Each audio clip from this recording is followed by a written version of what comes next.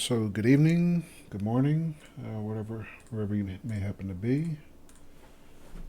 So we're going to jump into some more Train Sim World tonight.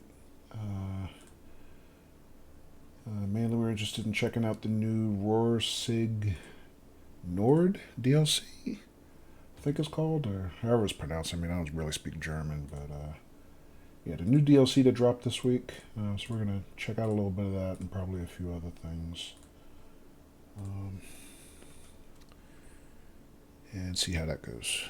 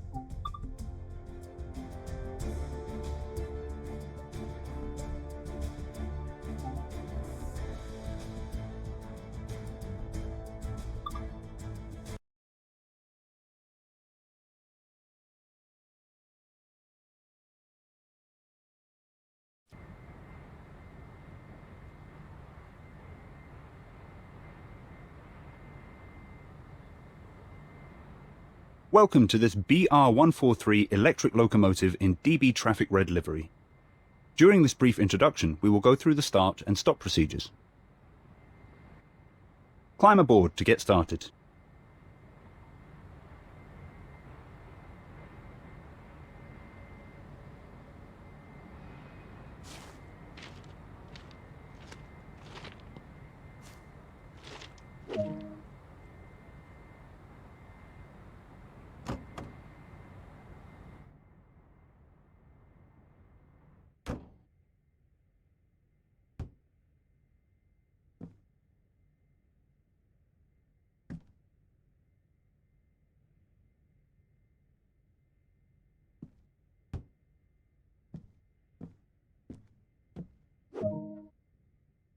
The battery will power up the control desk and allow you to interact with it.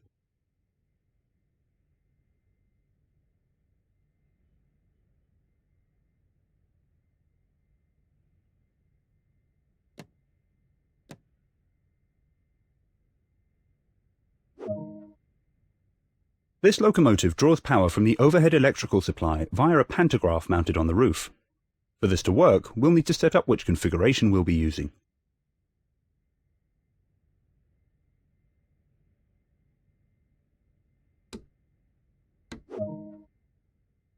A lot of your time will be spent in the driver's seat.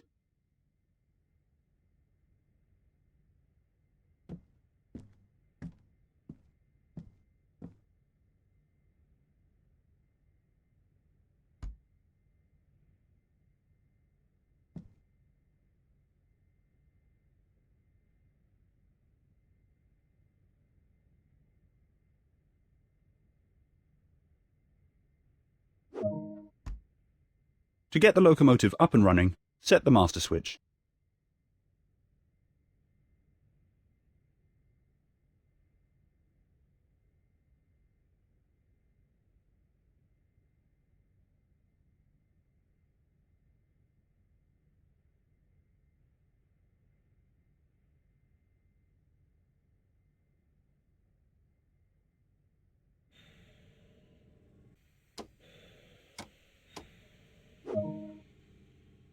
Headlights are important in letting others around know that a locomotive is operational.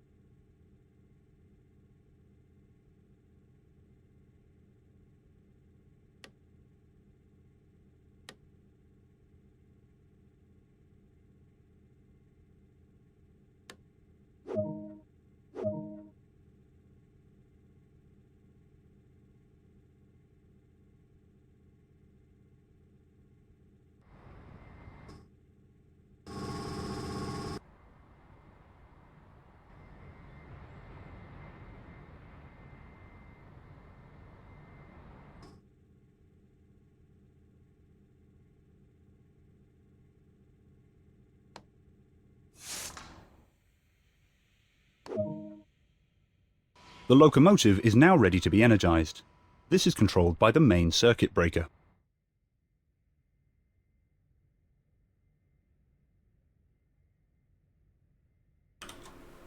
Boy, I hope I remember these controls. They're all in German.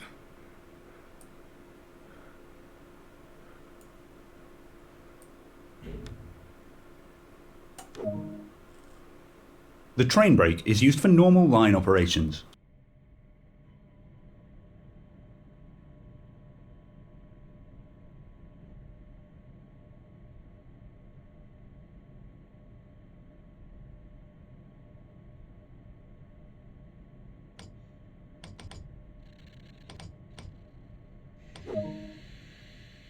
When stopped for longer periods of time or when leaving the cab, a handbrake is engaged. We'll need to ensure this is released in order to get moving.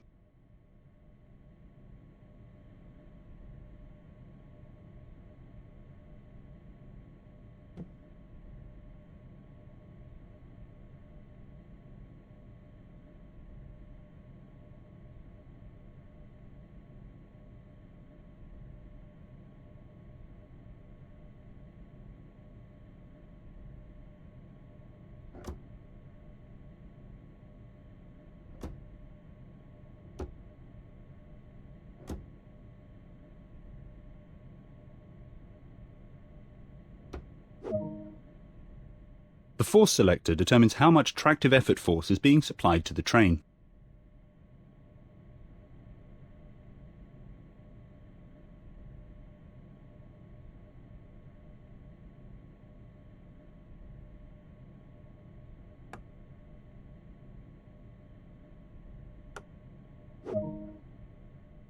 AFB allows the driver to easily amend the speed of a locomotive as required. Once a desired speed is set, indicated by a red needle on the speedometer, the locomotive will automatically adjust to meet that speed.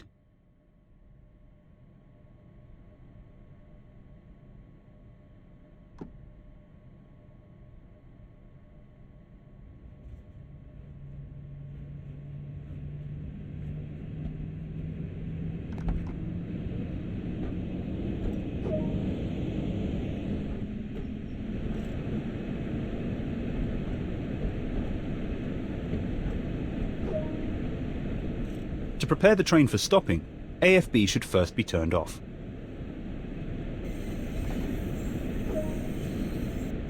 The size and weight of a train play a large part in determining how much braking force is needed to perform a safe, steady stop.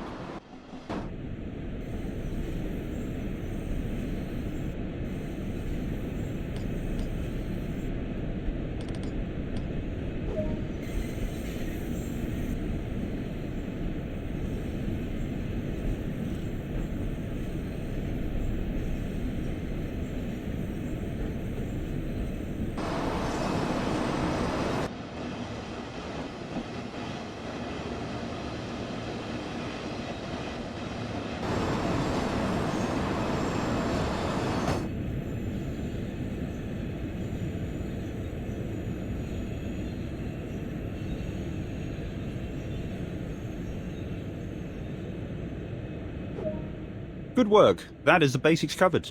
A manual can also be obtained that provides more detail about the full functionality of this locomotive.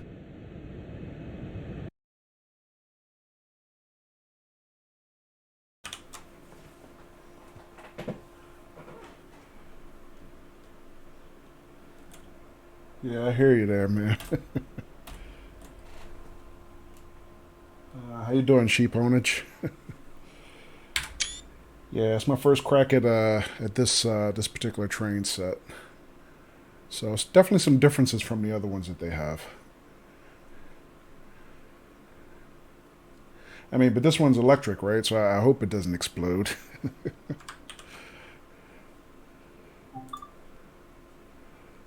Okay. So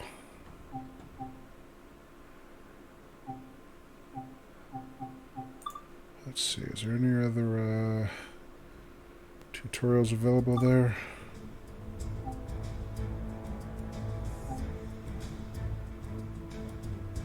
Okay, it's just one on the other locomotive, the 185. Okay.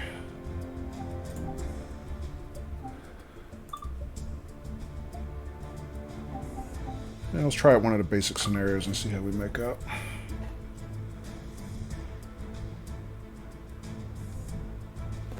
And High Five One, how you doing?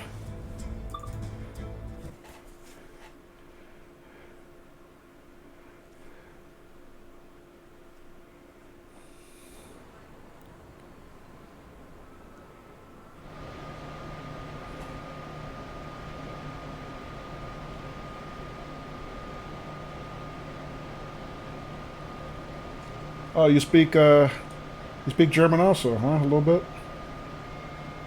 Oh, Dutch is close to German. Yeah, I hear you. Yeah, don't they actually? Isn't German actually called Deutsch in the native tongue? I guess.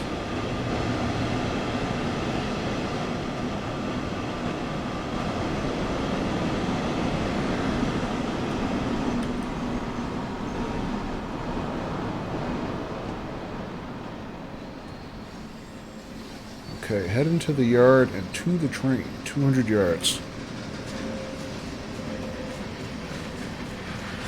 Doing good, High Five? That's good to hear, man. I am too, so far, anyway. So far, so good. I mean, locally here, we're actually expecting thunder showers tonight. So, I'm hoping the weather will hold up and I'll be able to stream for a little while. I just got started about, I don't know, 10 minutes ago, maybe. But we'll see. We'll see how we make out. Oh, okay. In native tongue, Dutch is Netherlands, right?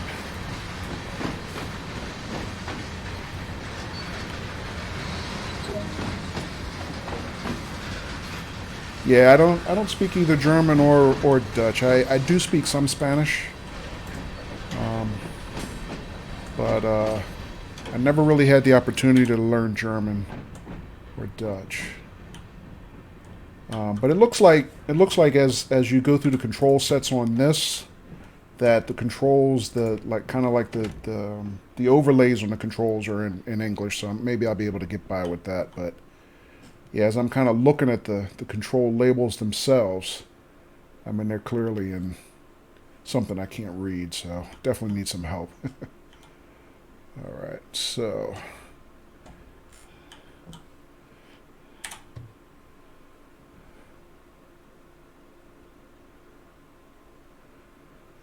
All right, so training wheels off. Let's see how we make out here. So,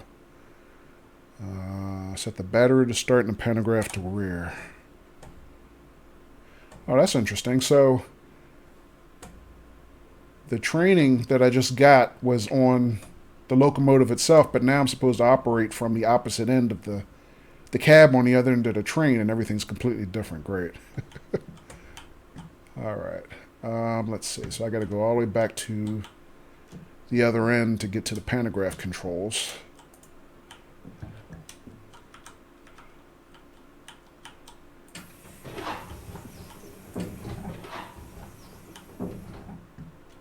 I got a long way to go.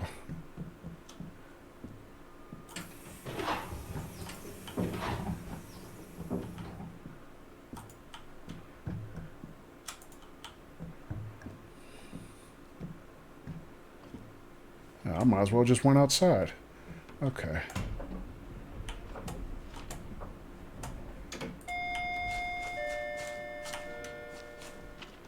All right, here we go.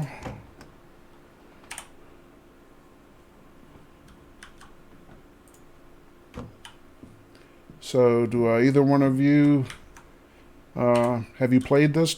Have you gotten this DLC?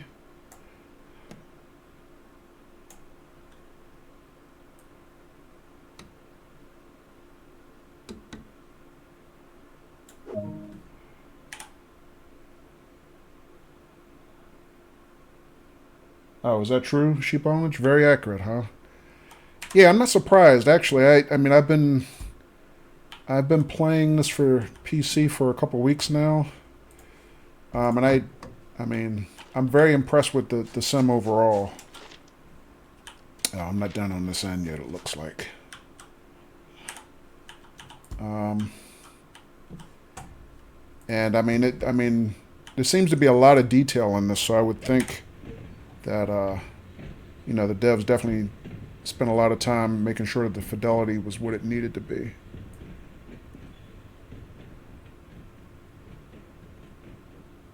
Okay, so you've seen it on YouTube. Gotcha.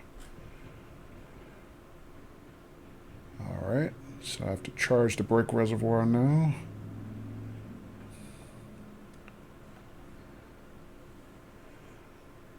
All right, so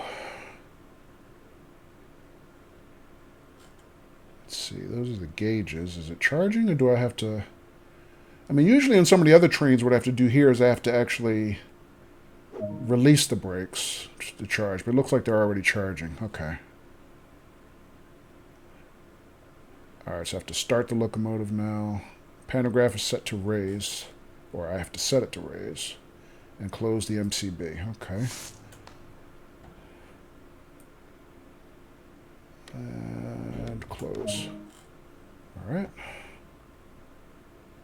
Brake handle to full service. Full service.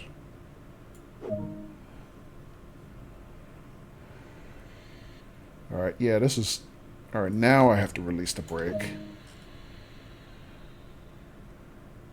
Reverser back to neutral. Okay. Whoop, reverser, not the AFB. Alright.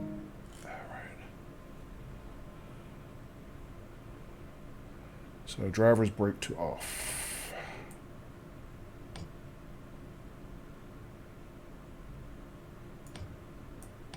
Oh, off. Okay.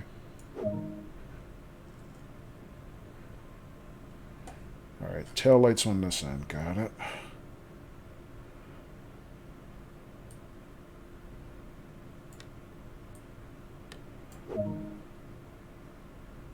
And now release the handbrake. The handbrake. Oh.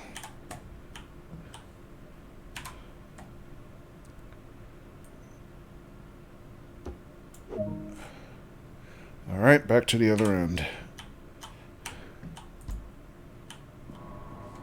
Alright, close you.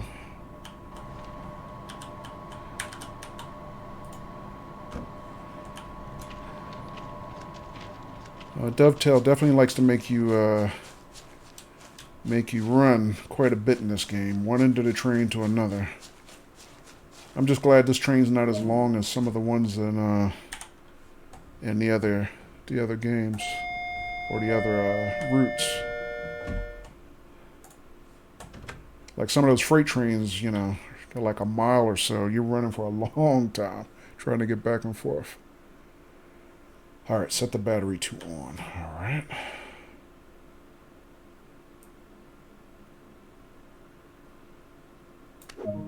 Alright, battery's up. Now set my headlights. Alright, where are my headlights? Oh, they're on the same panel.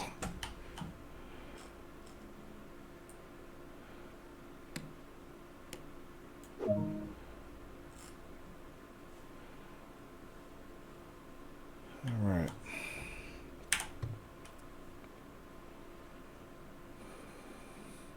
Activate the brake key, set the reverser to forward. Okay, where's my brake key? Here. And the reverser is off. Reverse, off, neutral, and forward are my settings, okay? Full service brake handle. So that's my electric brake, that is my train brake, that's my throttle, PZB, pantograph, line power, what else I got here? Sand, instruments, okay. Alright, but this is the train brake, so it's set to running. Once on full service.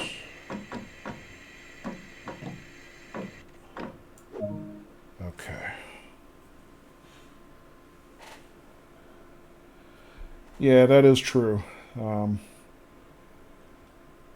every simulator you definitely expect a high learning curve for sure. Which, you know, I don't mind. I don't mind. It's just the only additional layer of complication on this is just language. I can't look at the controls at a glance without help from the HUD to know what I'm reading, but that's okay. I mean, after a while, I'm sure you just learn all the basic controls and where they are, and they become second nature.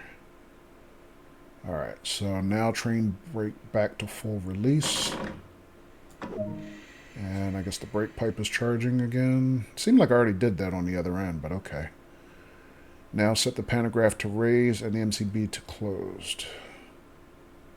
Oh, I guess because I'm back on the other end of the train, now I have to set... Well, I would think the brake pipe controls the entire length of the train, but all right. Let's see what else. Pantograph to raised, MCB closed. Okay. So pantograph is raised. Close the MCB. All right. So I guess we're using the pantograph on both ends of the train. On my end and then the trailing end. All right. Objective complete. And stop at location Finnentrop. So what else I got here? I got an emergency brake. Okay, there's my door controls here. Another brake, the direct brake. So it seems like the electric brake and the train brake on this end work at the same time. What else do I have?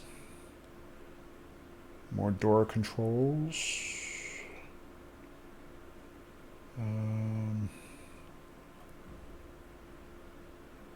PCB again. Air compressor. Pantograph I already did. All right.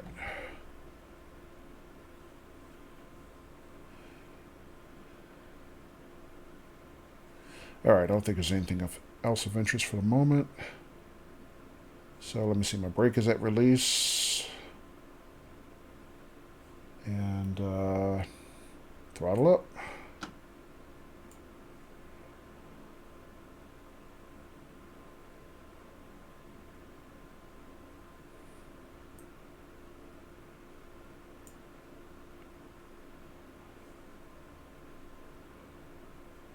Let's see, so what did I forget?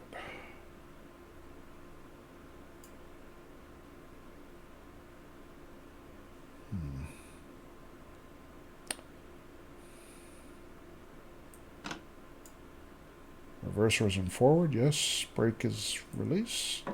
It is not released. Okay, there we go. Thought I released it. Yeah, it says running. Okay.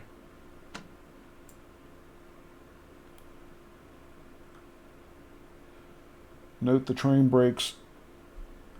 It accelerates pretty fast. Okay. Thanks for the warning, sheep ownage. Of course, mine at the moment is not accelerating at all. I forgot something clearly. Let's see. Train brakes are released.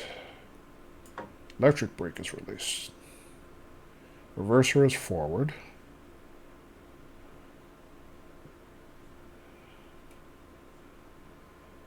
Direct brake is released. Emergency brake is released. What did I forget?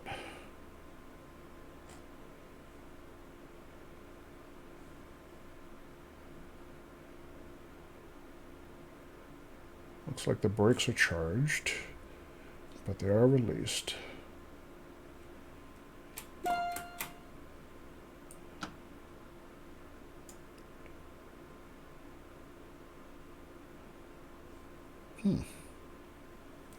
Try a high throttle. Okay, I'll give that a shot. Let's try 50-ish or so.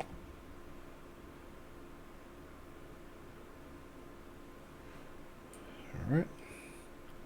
How about max out? See what happens.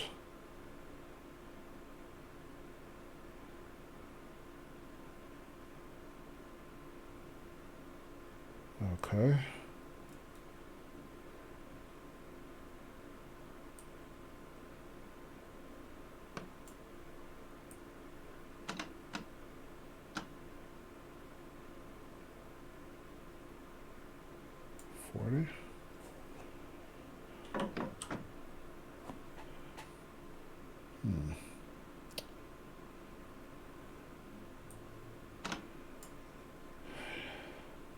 Something tells me I didn't start the train. I think I literally didn't start the train. Let's see. Main battery switch is on. There has to be a start button, right? I probably simply forgot to start somewhere.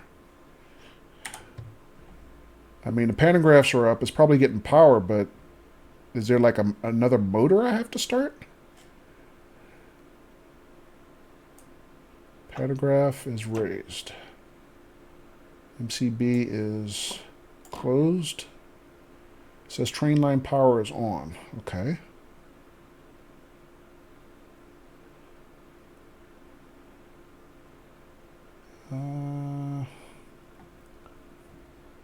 See the problem. BP or brake pressure is at 0. Okay. Let's see if I can see that too. I thought this was my brake pressure gauge here. Perhaps not. What else do I need to do? I guess I know usually on like the diesel locomotives you have to kind of run up the engine, run up the throttle, and then dump the auto brake to charge the brakes back. Let me see. Let me go back to full service and see if I can recharge it. Let's see. Throttle is off. Yeah, throttle's off. Now let me see if I dump it back to release, will it recharge?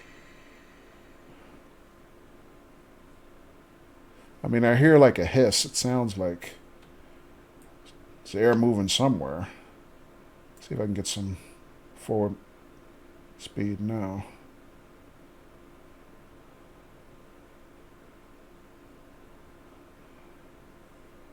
Try a little higher throttle.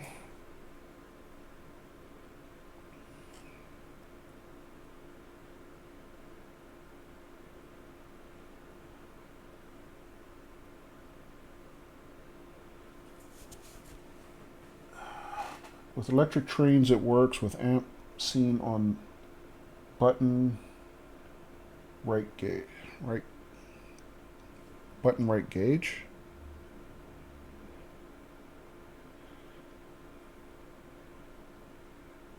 Oh, you're saying these gauges on the right, the far right.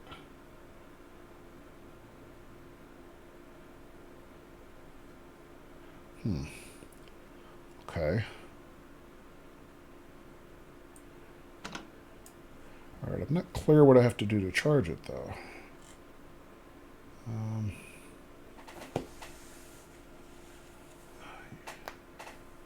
Like the HUD? Oh, on the HUD itself, you mean? Okay.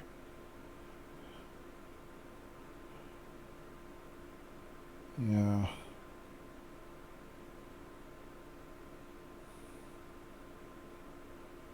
Wasn't it the white needles on my HUD?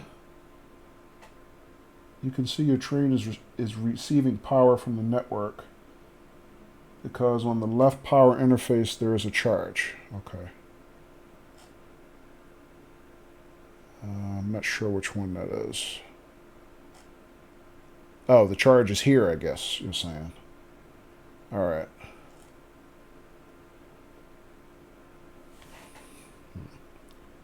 Yeah, and I can also see it on the hub, my amperage gauge. Like if I turn it up, I would expect to see it there as well.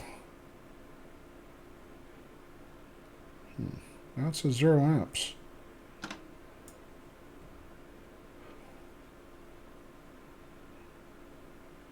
Okay.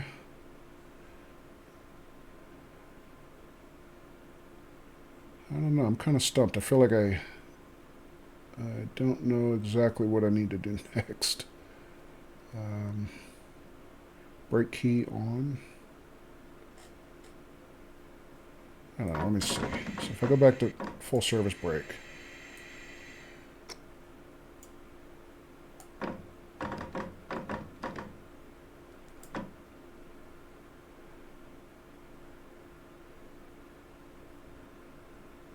Maybe I forgot something in the back cab. Yeah.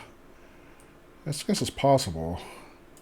Let me see if there's something else I'm missing before I run back there.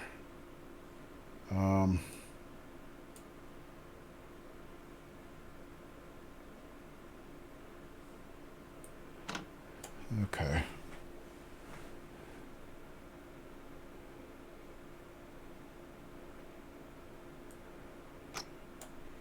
I don't think that was it. Let me see. Direct brake is on release.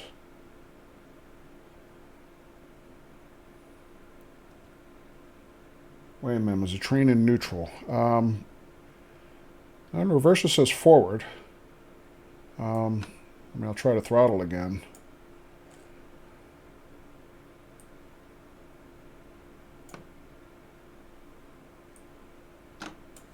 Okay.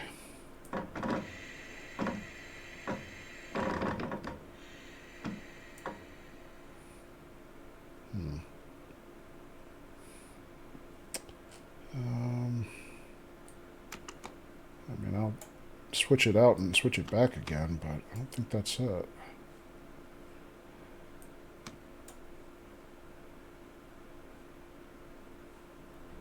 Handbrake. Is there a... I mean, I remember loosening the handbrake on the other end. I don't know if there's another one on this side. Let's see what else we got. I mean, I think I'm going to run back on the other end and check the handbrake over there, because I don't see it on this side. All right, let's see. Where are we?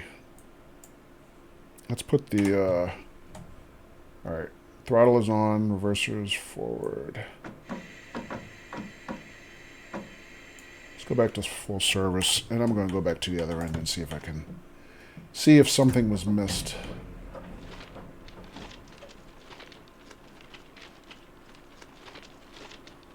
Otherwise, I might just restart the scenario and see if I can get the instructions again. I mean, it seems like, you know, as long as... if I got to this point, it doesn't sound like I would have missed anything in the instructions that were given, but who knows. All right, let's see. All right, that's the handbrake. Yeah, handbrake says released. All right.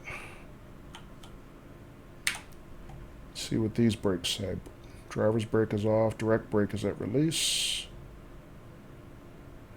Versus neutral here.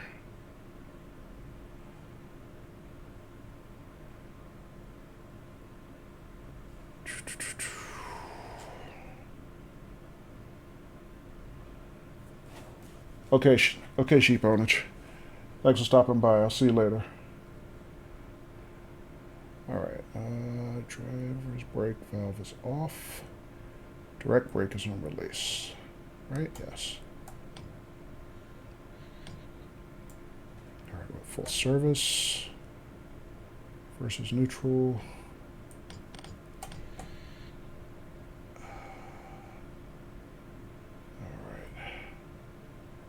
Could I have forgotten something else?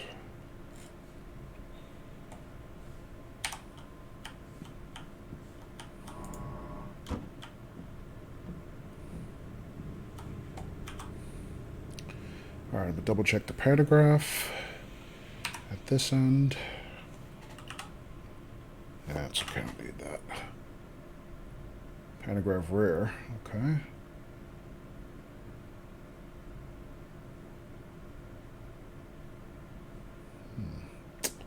Battery says it's on.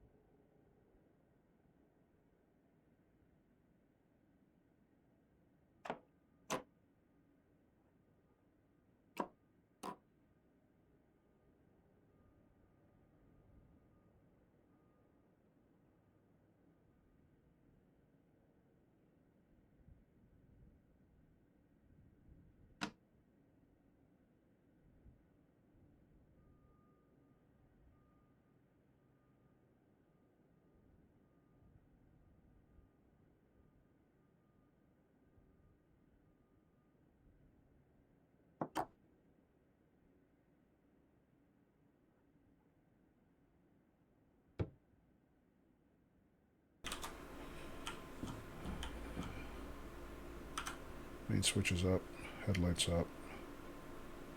See if a fuse off.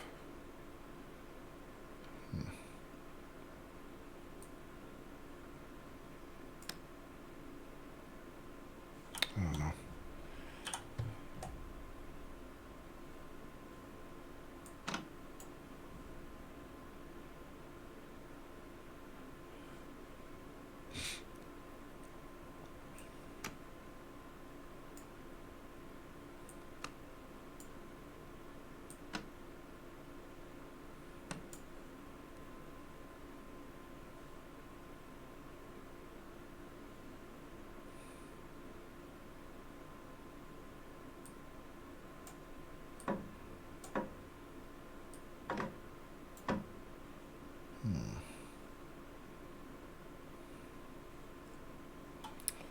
Alright, I'm going to have to probably rerun that scenario. I clearly missed something.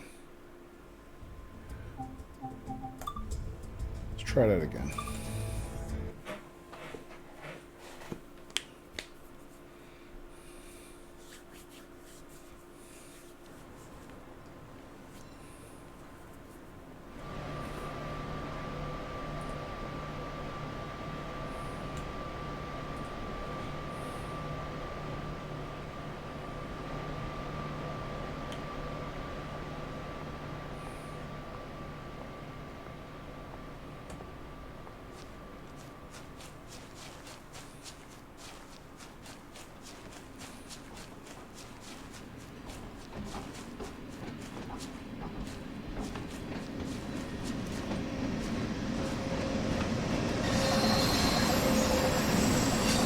Hey, Matitudes, how you doing, man?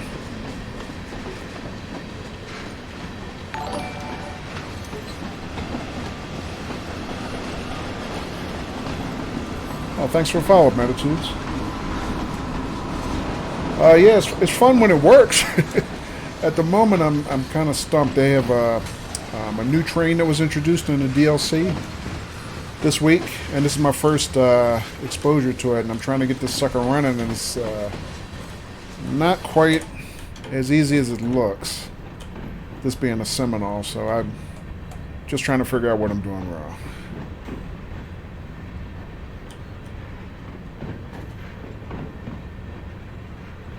Oh, okay, so you're into fishing sims, huh, Attitudes? Yeah, I have to definitely stop by and check you out sometime. And thanks for the follow, man. I'll definitely follow back. I appreciate that. Yeah, I like simulators too. This is kind of new to me. I've had Train Sim World only for a couple weeks, and I'm digging it. I mean, I'm used to playing a lot of other types of sims, flight sims and submarine sims and things like that. So the train thing is kind of new to me, but I'm digging it. I kind of really enjoying this, and this is definitely, this sim seems to have a lot of detail, a lot to sink your teeth into, so I'm kind of digging that. All right, pantograph to rear. All right.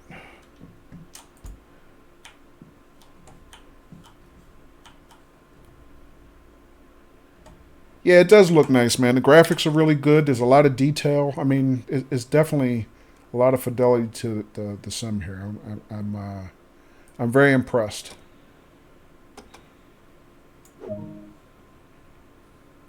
Wait for the main reservoir to reach 6 bar pressure. All right, where's my main reservoir is the question. I think that's here.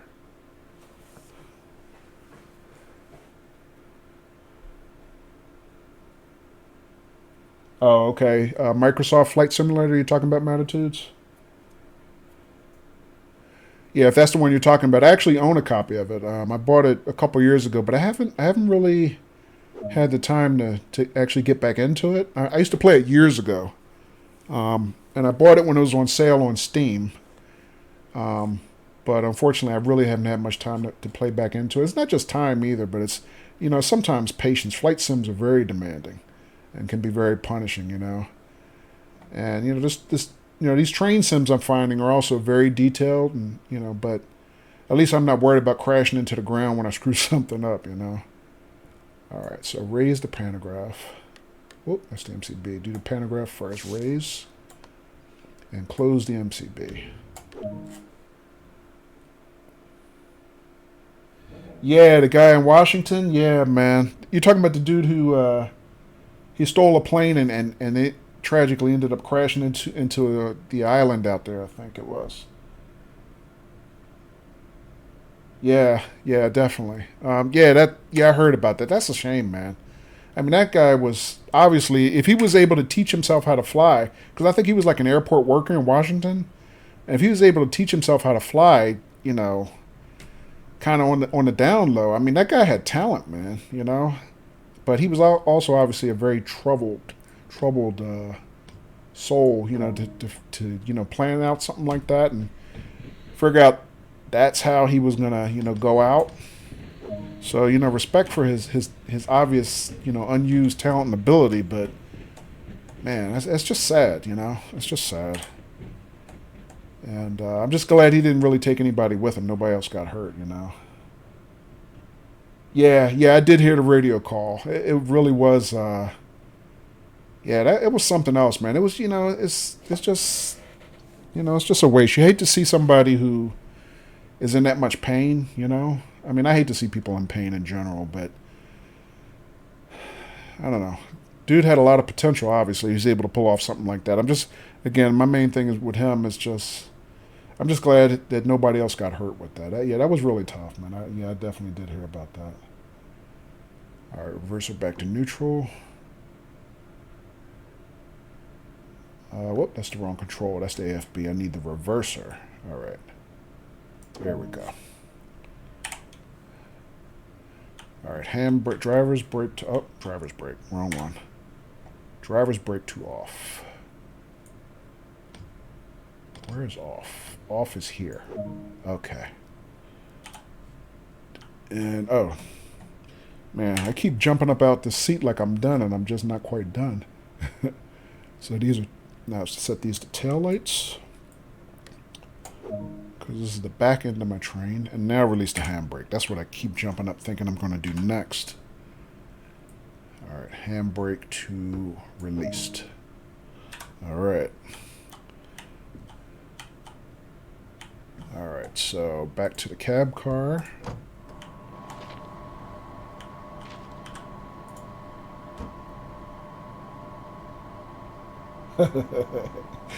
Yeah, I'm getting nervous too, man. I don't blame you.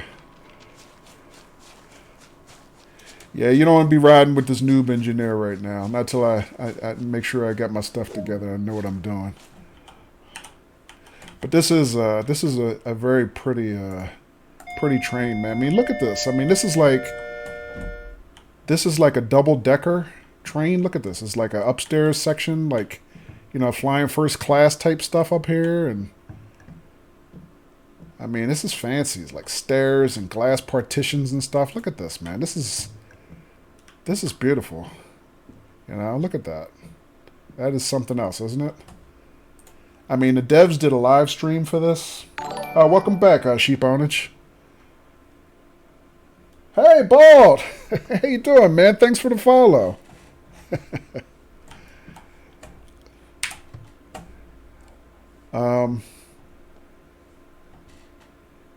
Yeah, it's actually second class. I'm sure it is. Looks first class from where I'm sitting. I mean, that's fancy for my blood. All right, so now, Bald and Old, if I'm doing good, man. This is my first crack at Ruhr Sieg Nord or whatever, and this is my second time doing the first scenario, and I can't get the train moving, man. I'm trying to follow everything that was done. I just restarted it, figuring I must have missed something, and I can't get it going. If I can't get it going this time, if you can hang around for a couple minutes, maybe you can help me out, Bald, because I missed something before and I didn't get any more help, so I'm trying to figure out what it was. All right, so I'm in the cab, close any doors, now set the battery to on.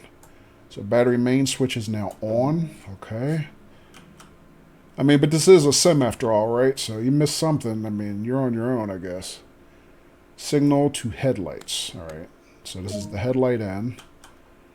Now activate the brake key and set the reverser to forward. Okay.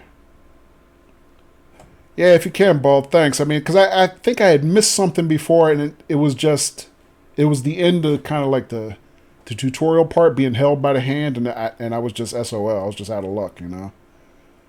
So we'll see what happens now. So set the reverser to forward. Okay. And the brake key to on, I guess. All right. So set the train brake to full service. All right, I've done that before. Full service. Thanks for the encouragement, Matitude. I'm trying. All right. Now the train brake back to release. All right, so now I'm at release. The pantograph to raise, the MCB to close. So we had already raised the pantograph on the back end. So now we got to do the pantograph, I guess, on the lead end now. So that's raised. MCB to close. All right, so the circuit is closed. And okay, everything looks good. You're routed into platform 3. And I think this is where we were before, sheep owners, weren't we? Well, no, I got a different message this time. Now it says objective complete. No, okay, yeah. Stop at location Finintrope. So, let me see. Direct brake is released. Electric and train brakes are released. Reverser is forward. I think I did everything. At least I did everything it told me to do. Emergency brake is released. Pantograph is raised. Everything should be good. Let's see what happens. So, throttle up. Oh, now I'm moving. Look at that. All right.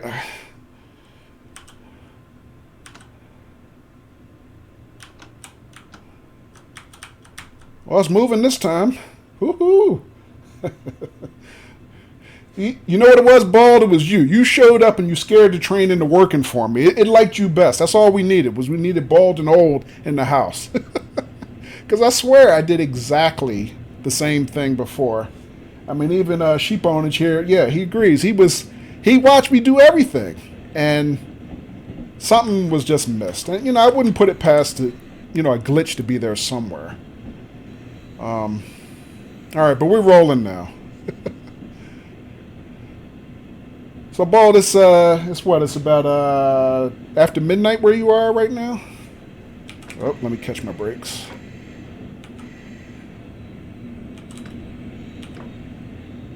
I did see you were streaming just around the time that I was just getting setting up to stream, Bald. So I was lurking for a little bit until I got running. How'd your stream go tonight?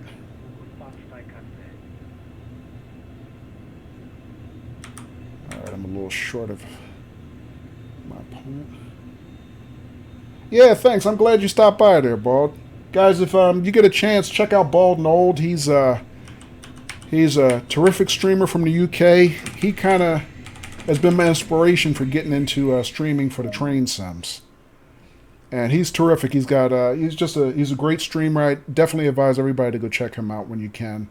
Not just for train sims, but for everything. He has a lot of personality. He's a great guy. Sheep Owners, thanks for the follow. I appreciate that. Let me see if I can figure out, in the meantime, how to open the doors. Here we go. Unlock left side doors. Oh, so it's one control for both left and right side. Okay. So let's do left side only. All right, let me just go check my handiwork directly. Did that work? Did I open the doors? No, I didn't open it. All right.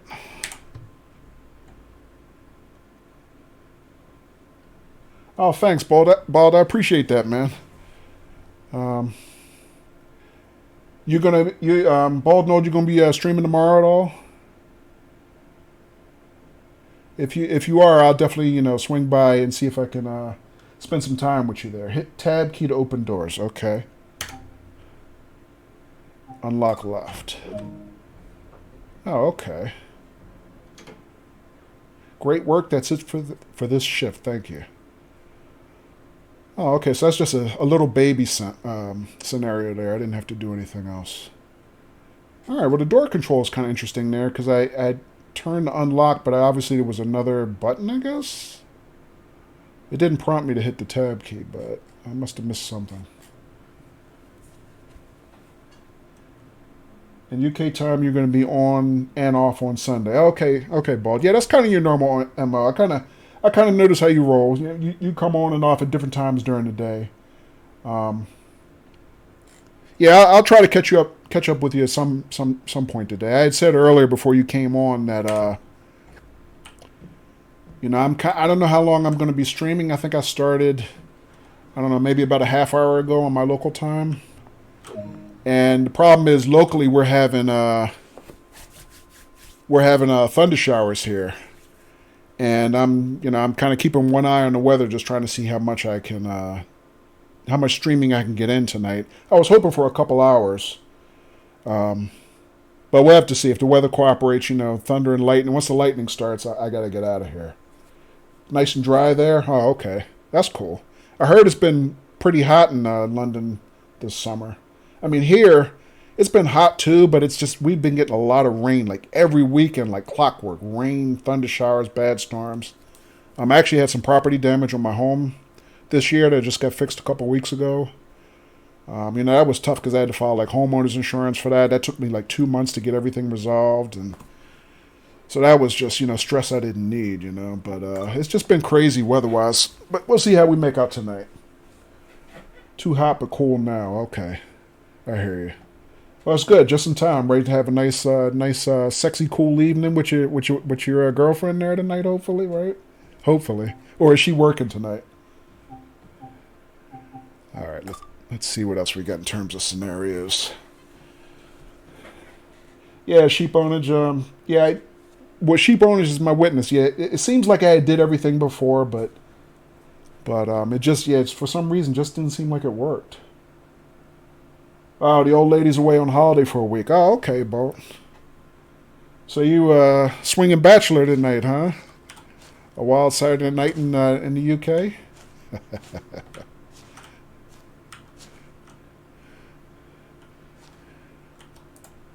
Although I didn't know, I remember you saying on your stream that you had just recently signed a contract for a job. I don't know. Maybe you're trying to get your beauty sleep tonight and get ready for work next week. I don't know. This train you had major problems with. This is this the other train? Is this the one that's mainly the cargo train? Which is it? The 185, I guess. I just picked the next scenario on the list. I kind of just wanted to drive the passenger train. I might abort here. I don't think I want to do the cargo train yet. I'm in the wrong cab. Okay. You are correct. Thank you. All right.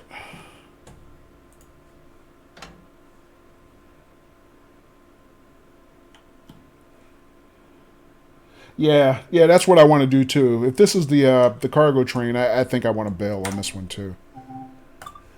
Because I mainly just wanted to go through the tutorial on the passenger train and then, try a baby scenario and then maybe see if I could pick up a service. Yeah, I don't want to do a freight deal right now.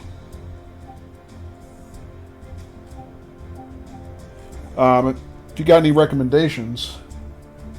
Thank you, Matitudes. I'm trying. We can't do everything alone. I definitely appreciate the help and the encouragement.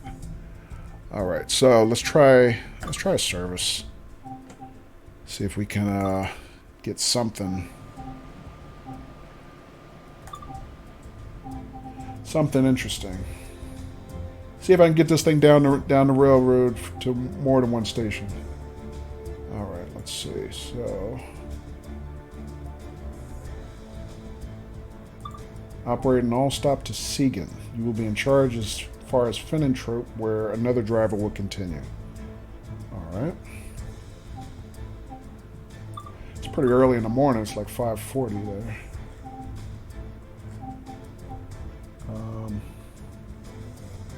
Alright.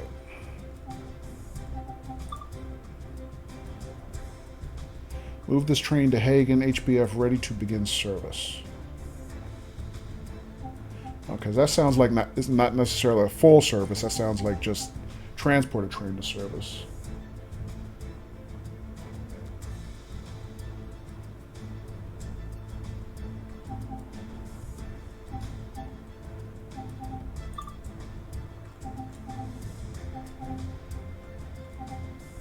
Okay. Well, do you have any recommendations for a nice baby service I can start out with? I'm a little reluctant to take this first one. It looks like it's 5:40 in the morning, and I don't want to start in the dark, you know? All these routes are good? Okay. Let me try this first one. Move the train into Hagen, it says. Just see how it plays.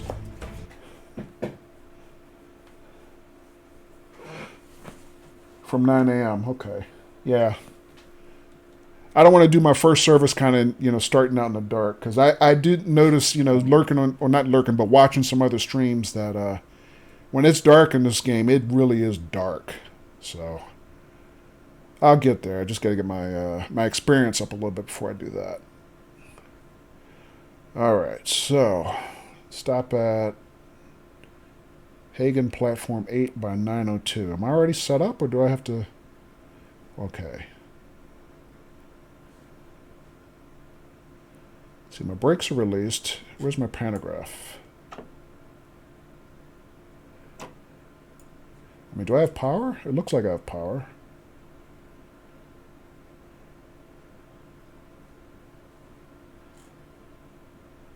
Alright, what else do I need to worry about?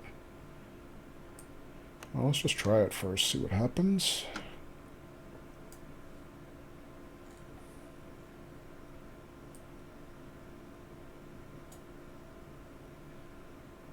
Yeah, of course it wasn't going to be that easy. Okay. Let's see if there's anything else I need to do.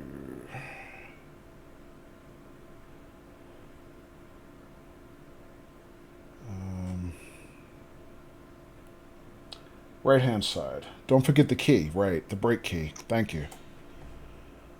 Alright, so brakes are at release. Looks like I have power, so I guess the pantograph is up. I already set the reverser forward. Let's see if it responds to throttle yet. Alright. All I needed was the brake key. Alright, thank you, Bald. Appreciate that.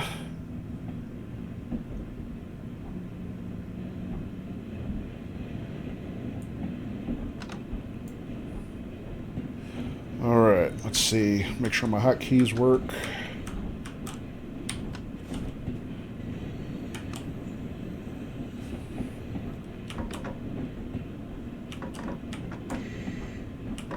Alright, same hotkeys working. Alright. Well, at least we're rolling this time. So let's see. I have to be to Hagen Platform by 9:02. I'm already late.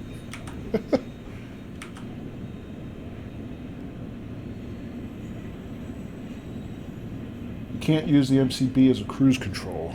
Can I?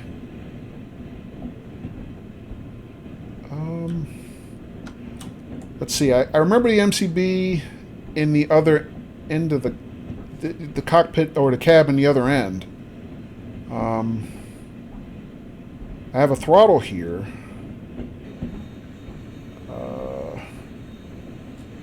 I haven't identified the MCB. I got a PZB. I got the brakes here. My door controls. I don't know. Do I have an MCB on this end? I'm not really sure.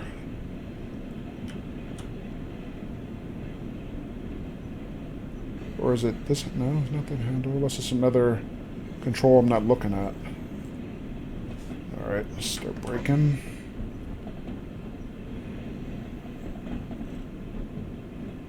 You do. It's on the left next to the pantograph. Oh, okay. So it must be a like a smaller control. As soon as I get it stopped, I'll take a look and see if I can figure it out.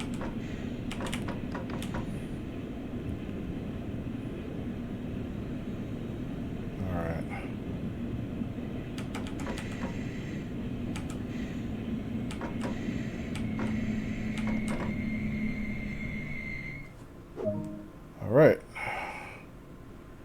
So let me see. You said it was the MCB is on the left next to the pantograph. Here's the pantograph. And let's see what I have. I have the PZB. Throttle.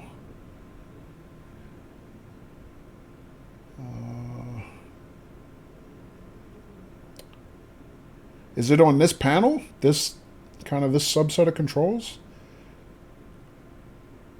I see air compressor, traction fan, pantograph.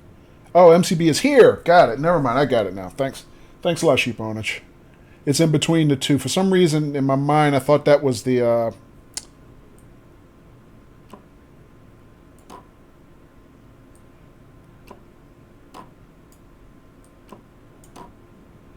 Huh.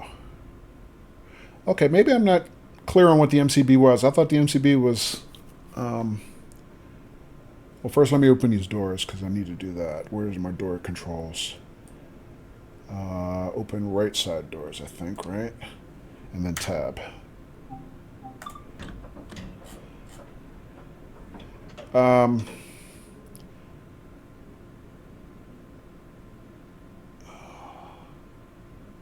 Or was it the PZB? Yeah, I think I know the control you're talking about. It's kind of almost like it was described to me in the tutorial almost as a cruise control, but it looked different on the other end. Let me see if I have time to run down to the other end and take a quick look.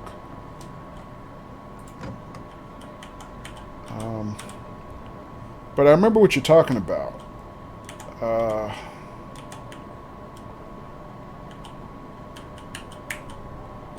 Here we go. Because on the other end, the control was kind of this big handle. They call it the AFB. I thought that's what you were talking about.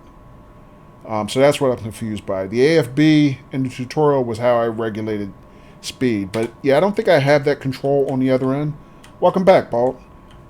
But no, I don't see that. It just looks like on the cab that's on the end of the passenger compartment, it looks just like you just get more of a traditional throttle handle. I don't think I have that type of handle. Yeah, I just have this control. Yeah. Yeah, I didn't think so. Thanks, Bolt. We were trying to figure that out. All right. So let's see. Lock doors.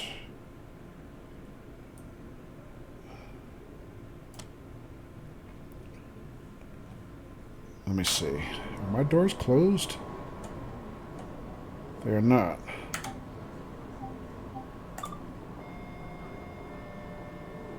Okay, now they're closing. Alright, so that's interesting. So it's kind of like... Alright, I'm done. So it's kind of like I have to... Is it always a two-step? Is it like I have to pick with the switch which side to unlock and then hit the tab? Or can I just... Oh, you just use tab completely. Okay, that was my question. You anticipated my question. Thank you. So just use tab completely. Forget the control surface on the dashboard. Okay. All right. So we survived one baby service. Congratulations. Congratulations to me. Get me out of here. And thank you guys for your assistance. But yeah, this is I like this train. I mean, I just like the way it looks. I think it's sexy. Definitely, you know, it might not be, you know, first class in terms of, you know, what people actually pay for, but I don't know. I just think out of all the trains that we got so far in Train Sim World, this is just, I think it's just a classy looking train set. I really like the way it looks.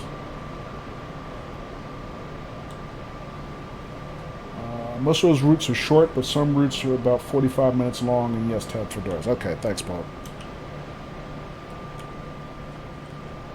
Only a single carriage. Yeah, just for this one. This is a kind of a short train. I think I've seen some other people, looking at their streams. I think I've seen them running them a little bit longer. A little bit longer in terms of the number of cars. But I'm taking baby steps. I mean, you saw what happened to me, sheep owners. When I got the first one, I couldn't even get the thing rolling. So, baby steps. Left foot, right foot, left foot, right foot, right? All right, so let's try another service. Let me go back to the main menu.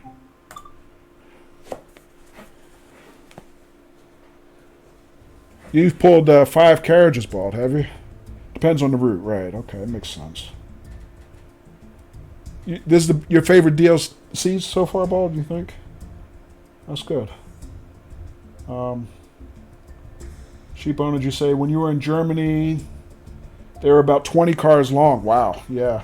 The passenger trains were 20 cars long. Really? Wow. That's something else. I mean, here in the U.S., we get passenger trains maybe about 6 to 8 cars. We don't see much longer than that.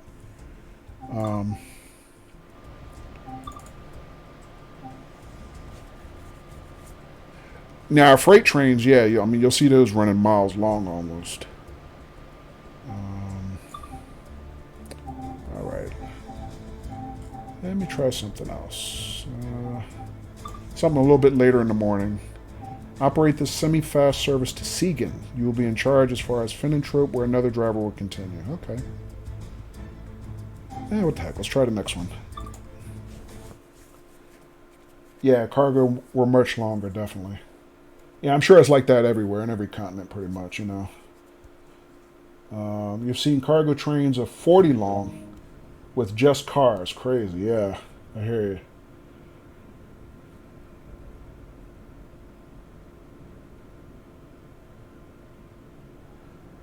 So, Bald, you say, heads up on some routes when you unlock doors on platform side, it might not say loading, etc.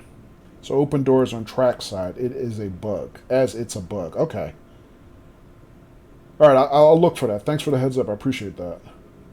So let me see if I got that right. So you say when you unlock doors on platform side, it might not say loading. So open doors on track side as a... Okay. Only on a few routes. Okay. All right. Yeah, I'll look for that. Thanks a lot. All right, so where are we now? We are... It's 9:15. We're looking for... Well, our next stop is 9:29. All right, so let's see where we are. So throttle's off, reversers in neutral, or off rather. Train brakes are released, direct brakes are released. Key brake is off. And let's see, pantograph. Is the pantograph up? Let me look outside before I... See if I can figure that out. Let's see.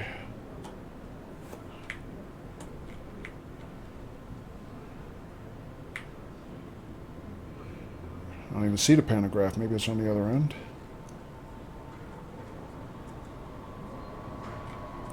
Yeah, looks like it's up. Okay. The key. Yeah. Thanks, Paul. I appreciate that. I did kind of remind myself of that mentally after you told me that the minute I first sat down here. And,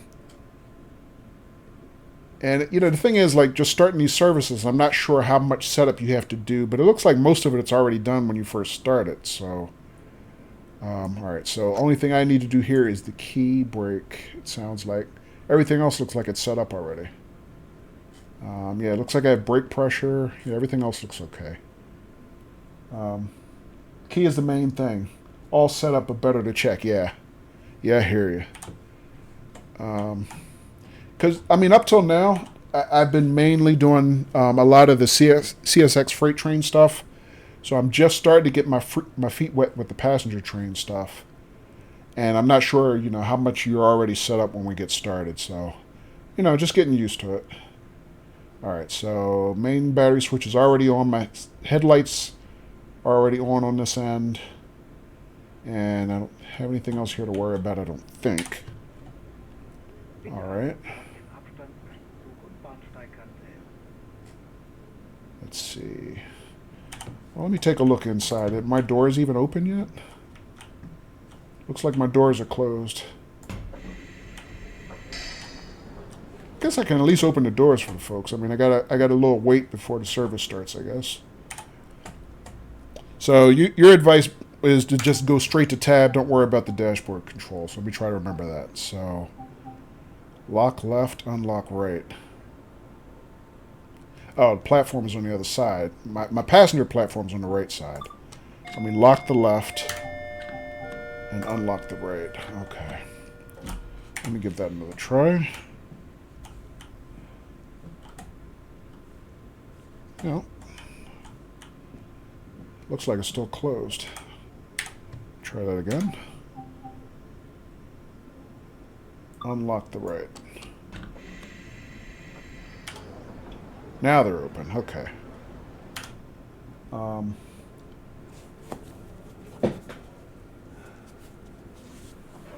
So sheep owners, you say, I think it depends on when you start the route or just go on somewhere along the line. Okay, gotcha. Yeah, that makes sense, actually. I mean, I'm guessing, if you're bringing the train out of the barn, first thing in the morning, yeah, you probably have to do all the setup. But if you're just picking it up kind of here, I guess the assumption is that the previous engineer left it here for you, and he probably left it already in a mostly set up state. So yeah, that makes sense. I agree with that. So Bald, you say most of the time, if you're starting a new route, all it needs. It all needs setting, yeah. But if you're just changing trains from another route, yeah, that makes sense to me too. Okay, I got you. But always check in case you miss something, right? Yeah, the only challenge, or I shouldn't say the only challenge, but a big challenge here is, it seems like if you're driving a train that's like this, where you're in the cab in the end of the passenger car like this, it seems like there might also be setup you have to do in the other end where the engine is. In this configuration, I guess it's a push configuration, but you still have to do setup on the other end. But it sounds like right now there might not be much else I have to do. All right, you should just leave. No need to do doors now. Okay. No need to go to rear. Yeah, it doesn't seem like it. Seems like everything else is set up. Hey, look at that. We got our passengers in the house already.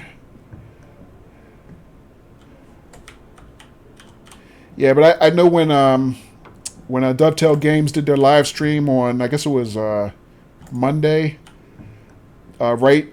For the introduction to this, I hadn't pre-ordered the DLC now, but one of the guys just kind of did a walkthrough where he did what I just did. He kind of went through the cab and went to the upper deck and then circled back down to the lower deck, and I just thought that looked so cool. I just went right to Steam and pre-ordered like immediately. So just that presentation, I was sold. It didn't take much from me, and it didn't take much because I think they've been very impressive for everything else they've released so far. I know some people, they have complaints, and valid complaints. I'm sure there's bugs that hopefully they have on the to-do list, and there's a lot more for them to do. But I mean, overall, I continue to be impressed with what they've developed. I just hope they don't slack too much on bug fixes and maintenance and whatnot. But I mean, yeah, I had no problem giving them my money for this DLC. This looks terrific.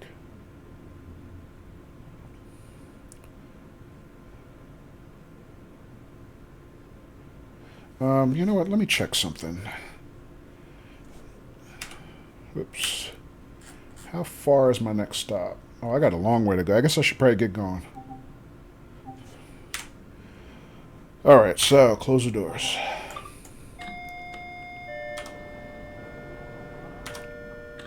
Alright, let's see. Brakes are released. Key is on. We already saw the pantograph was up. Looks like we have power. Looks like we have brake pressure. Alright. 2 toots of the horn for safety. See if we get any response to throttle. All right, we are rolling. Away we go. Only a few bugs, but nothing game-breaking. Yeah, that's good to hear. That is definitely good to hear.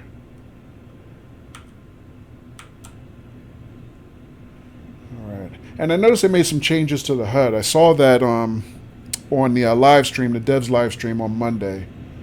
But it looks like things change depending on, I guess, I don't know what service you're running or scenario. Because I saw some indicators, some new bubbles on the top side of the HUD that I'm not seeing now. I do see the accelerometer kind of right above the speedo. That's new.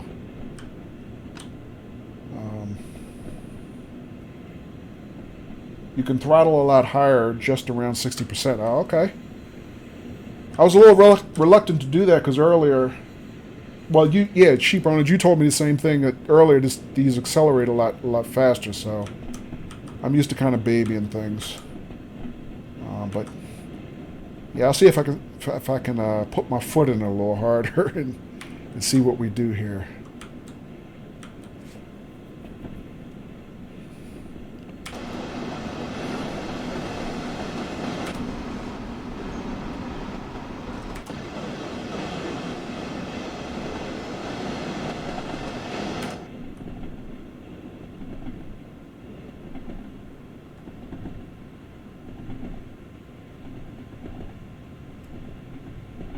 Alright, so yeah, speed limit coming up of... We're at 60 now is our limit, but we're coming up in the 75 zone in about a mile, it looks like.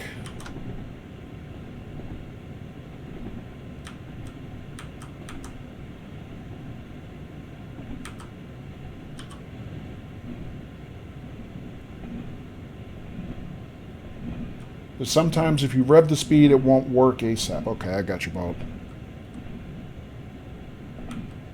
Yeah, there's definitely always a feeling out period. Every time I get into a new train, you know, it just takes a while to figure out its characteristics, you know.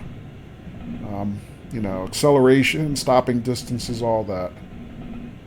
Which is probably why I kind of mostly up till now been just kind of sticking with the CSX stuff, because I'm still feeling it out, you know. But I did do last week some of the first German DLC that they had released. I'm starting to kind of get into that a little bit. And I had started doing one of the GSW routes. And I mainly was running that last weekend because I found out about the collectibles. And boy, I turned my throttle off and I'm still accelerating. Am I going down? Oh, I am. I'm 1% downhill grade. Okay, that makes sense. So I kind of was running that route just to go through collectibles. And that train's really easy to drive. This one's a little bit different, but you know, this is my first time streaming it, and this stream's my first time getting into it, so you know, I'll catch up, I guess. You do your slow, then pick up speed, yeah. Yeah, that is always sound advice for sure, you know. Training wheels. So, freight is the worst you found out. You think so, really? Okay, I guess it's not your cup of tea. I mean, it's definitely kind of, you know, more blue collar. But I mean, I kind of enjoy it. I don't know. It is a completely different feel. It's a different experience for me. And I think after, you know, kind of doing the CSX trains with all the different, you know, kind of like 3 different braking systems and, you know, the startup procedure, you know, because, you know, for the diesel engines and all that kind of stuff, there's so much to sink your teeth into there. I kind of really enjoy all that, I guess, so far. It's a different style, but I like it. But most of the content here is, you know, definitely in the passenger train routes. So, you know, there's going to be a lot more, I guess, hours spent in that ultimately. Yeah, you hate driving them, I hear you. You like easy driving. Yeah.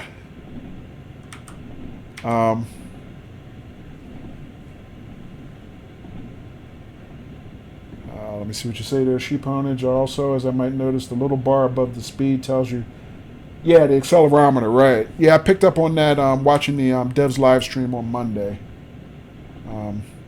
Yeah, and the thing is, yeah,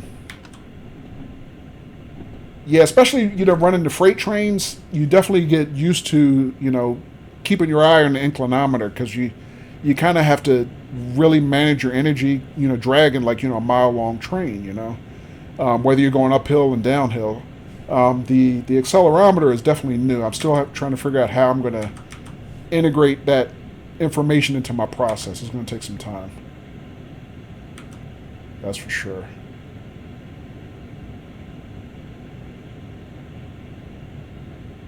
But yeah, this is just an impressive sim all around. There's a lot of details, a lot to sink your teeth into. I'm just really impressed with what they've done. I just hope they can keep up the maintenance of it and the quality of it stays high. Keep the community happy, right? That's the key.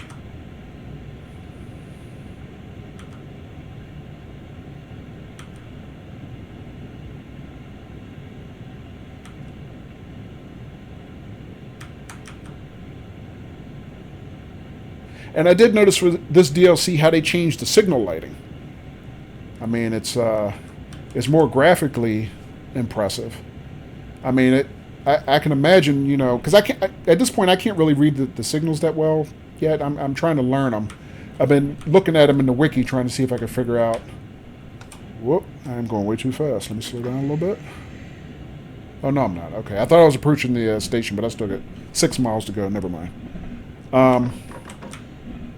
But I'm still trying to learn the signals. Just on the looking at them in game. But I can see they changed them quite a bit. You just hope this game doesn't turn into Train Sim 2018. Yeah, all DLC costs over 1,300. Oh yeah. Oh man, 1,300. What's that measured in, Sheeponage? Is that in Deutschmarks or something like that?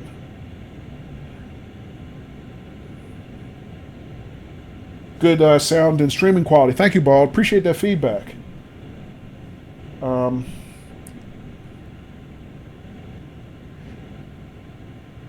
In dollars. Okay. U.S. dollars? Or you're in the Netherlands. Does the Netherlands use... I'm sorry, I'm a little ignorant of what currency is used in the Netherlands right now. I guess they use the euro, right?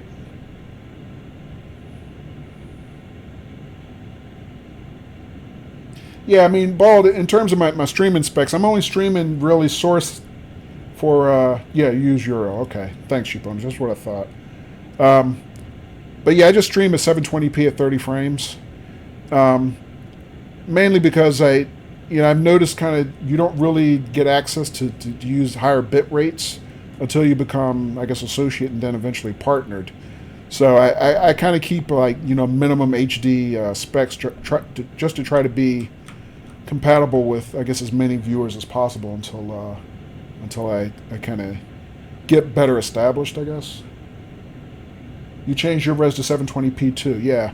I've kind of noticed you can kind of, a lot of other streamers I follow, you can kind of balance it. You can stream it at 1080p if you're using 30 frames, or you can usually do 60 frames if you're at 720p. But I'm kind of even playing it even safer than that. I'm 720p plus only 30 frames. But I'm glad to hear the sound is good for you guys, so I appreciate that. But eventually, I guess if I develop my channel more and kind of get access to more streaming, more stream quality, I'd be able to bump that up and the bit rate and get even better quality. But streamer goals, right? Long-term goals.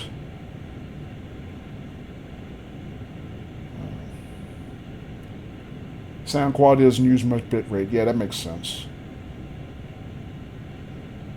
Matitude says, your stream quality is really good right now. Thank you. Appreciate that, Matitudes.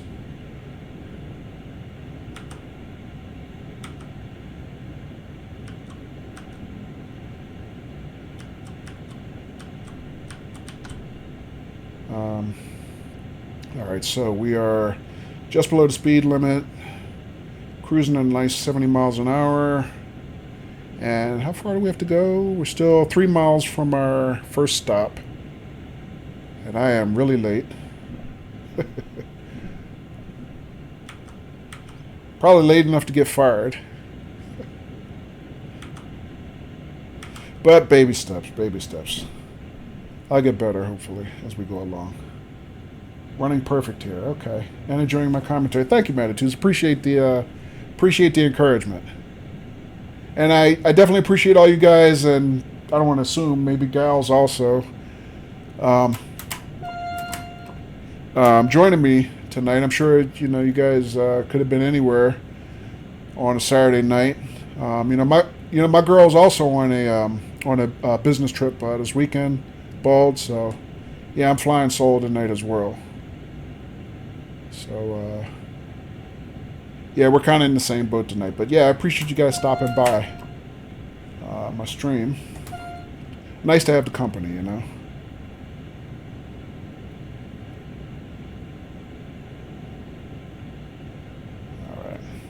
So, let's see what you say there.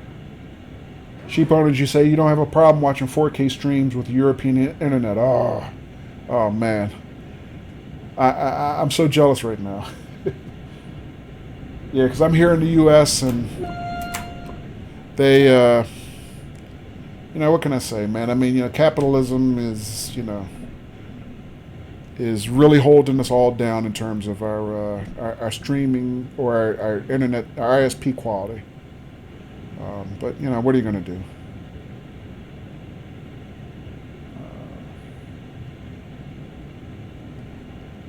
All right, Bald, I hear you, man. Thanks for stopping by. I appreciate it. I definitely appreciate the help, and I appreciate the eyeballs. And again, anybody who's in chat, if you haven't stopped by a Bald and Old stream, I definitely recommend giving him a follow. He's a terrific streamer, very personable, and just his stream is always a lot of fun. So yeah, Bald, I thanks for stopping by, man, and I'll definitely be looking for your stream tomorrow. All right, so you have yourself a good evening and definitely get some sleep. Definitely get your beauty rest for your job coming up this week, and good luck with that as well. All right, yeah, and yeah, appreciate you stopping by. Take care, Bob. All right.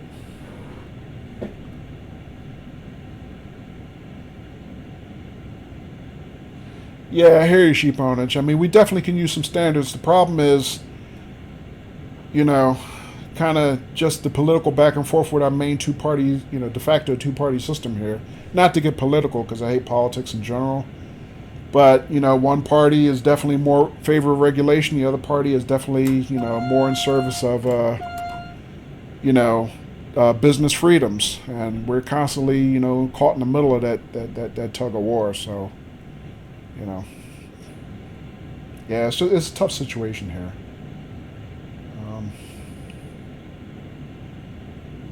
But, it's not a disaster. It's just, it's frustrating when you realize you could be doing so much better. Compared especially to some other countries like I'm sure like you're having in the Netherlands there, sheep ownage. Okay, whoa, let me slow down.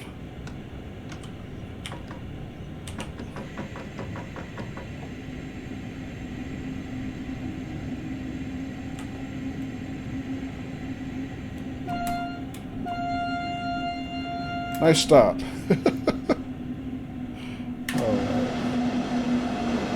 Yeah, I hear you. Don't get me started either, man. Two-party systems, yeah.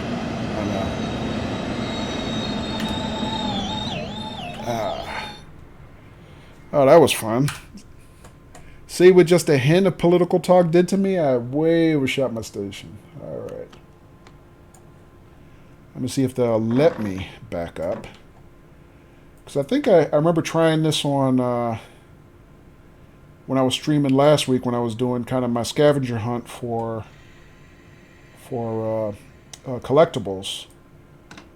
And I couldn't back up because by the time I overshot the station and started to back up, the train behind me was already coming in behind me, so I couldn't actually back up.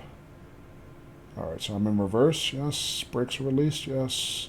Key is on. Yes. Try it again. All right, now we got some backwards momentum. Let's try that again. Get a little more juice. See if I can get back there before somebody comes back. Ah, too late. Oh well. Rookie mistake.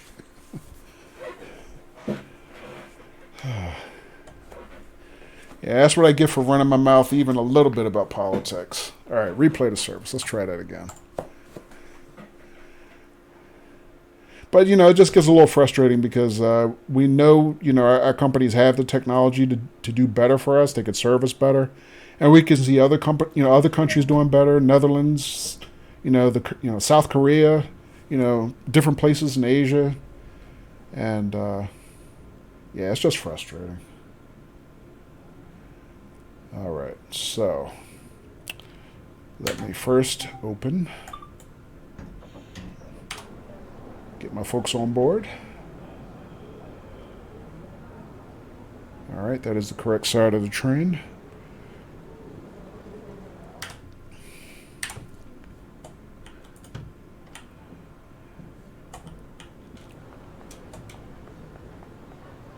Yeah, but the trick for me is also managing chat at the same time that I'm making sure I'm operating safely. Growing pains for a new streamer. Trying to figure out how to balance everything.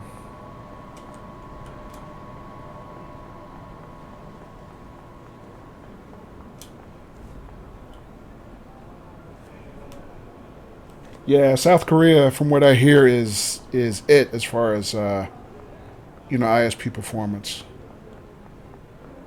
I've never been to South Korea myself. I've never been to Asia, actually. But I do have coworkers who are from South Korea. And, they're American. Excuse me. They're Korean Americans, so, they are Americans who live here. But, haven't traveled home to see family and whatnot. Yeah, they've told me that, yeah, they definitely... That seems like where you want to be if you're gonna be online.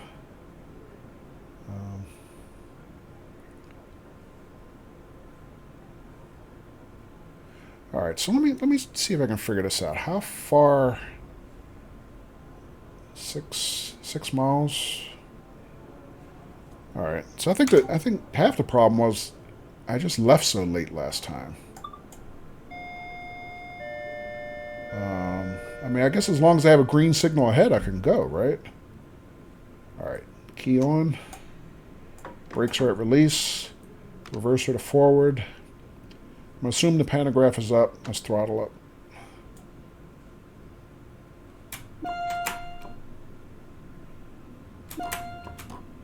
All right. Give it a little more throttle. Let's get rolling a little harder this time.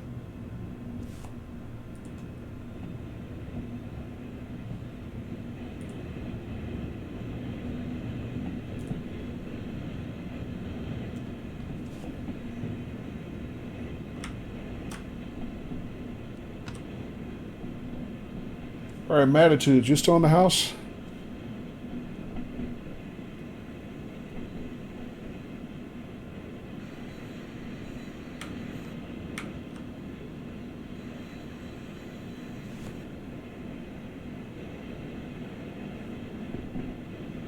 Decent internet, 200 megabits per second up and down. For 40 euros a month. Wow. Oh, that sounds terrific. That sounds pretty terrific. I'm getting, what is my ISP service here? 50. And I guess I pay, well, my service is bundled with some other things.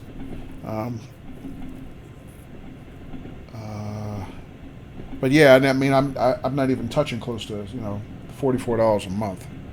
I'm probably paying for that maybe. Just the internet portion of that is probably like $60 to $75. So yeah, and I'm getting like a fifth of your performance.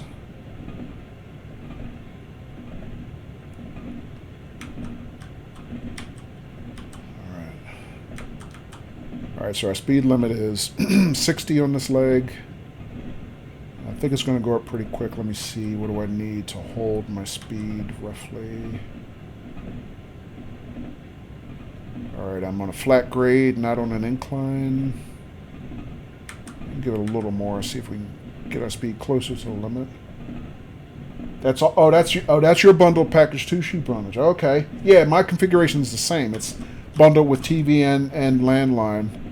Although, you know, a lot of people in the U.S. don't even use landlines anymore. Most everybody else uses, you know, just their cell phone. I mean, I'm kind of an old head, so I still have a landline. I mean, I didn't really see, since it's in the bundle, I didn't really see a need to get rid of it.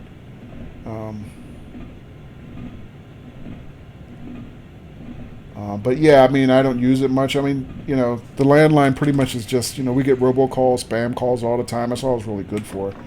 Almost nobody actually calls me on my house phone anymore. You know, everybody uses cell phones these days. So, I mean, I don't know. I think the only reason they even have those in bundles still is that you make an excuse to keep the price high. All right, let me max out our throttle here. See what this baby will really do. Yeah, same here. They give you the option to get landline for like $1.50 a month. Yeah, I hear you. I mean, I remember because luckily I live in an area where I have a choice of ISPs, so I can kind of switch and play one off against the other. But in a lot of places in the U.S., people don't have that choice. They're kind of stuck with kind of a local monopoly for their internet service.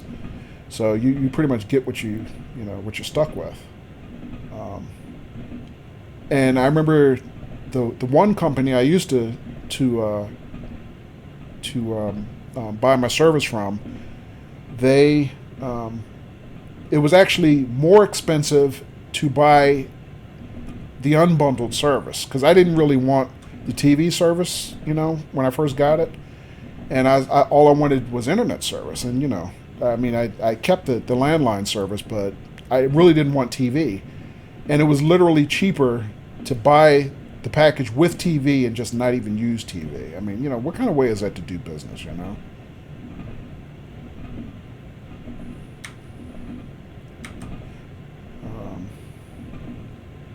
Yeah, some places even stuck with dial-up. Wow.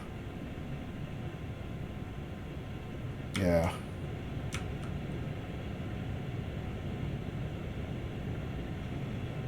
All right, so right now, let's see. I think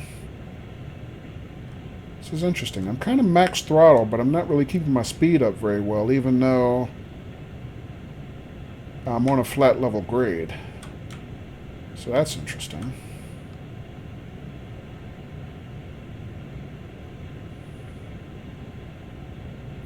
Like the very rural areas of the U.S., yeah.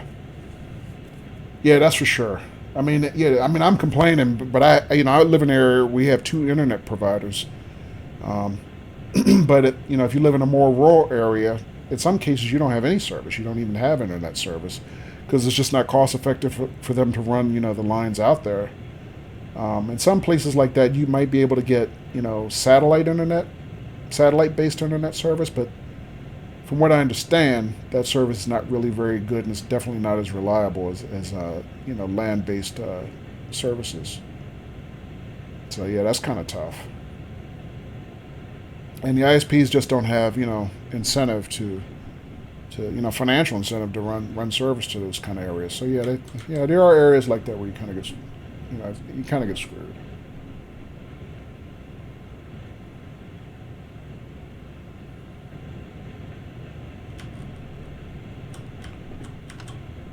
Let's see.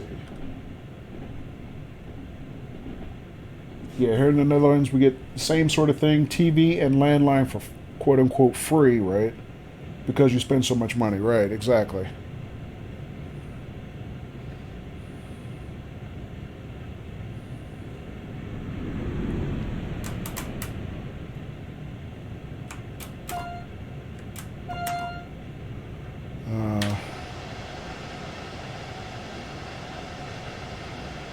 One, two, three, four, Is it my imagination, or is this train longer than the last service? Or maybe I just didn't notice.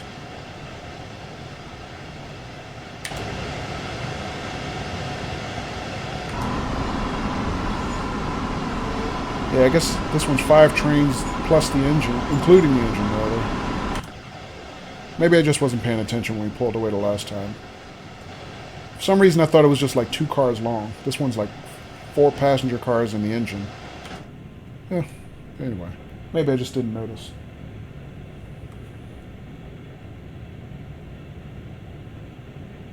Yeah, and you can't say no to save the money per month because then you can't get the internet you want. Right, exactly. Yeah, they give you what they want you to have, right? Not what you want. Alright. See if we can get the speed up a little bit. Because we got 4 minutes to get to the station and we got 5 miles to go. So, yeah, we need to get this thing cranked up a little bit if we can. Plus now we're getting a slight uphill grade. 0.4%. It's not much, but yeah, something we still have to fight against.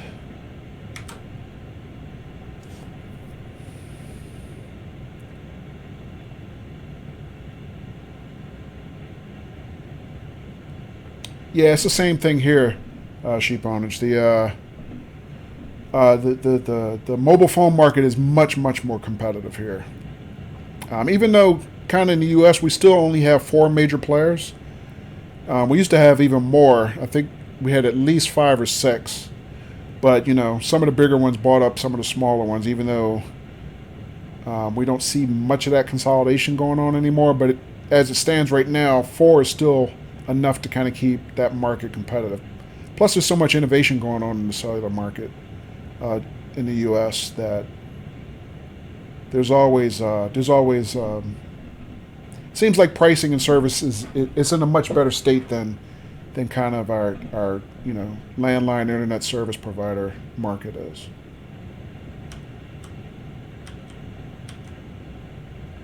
All right, so at least this time we got up to the speed limit, so now we're at 80. We're still going uphill slightly, about a 0.4% uphill grade.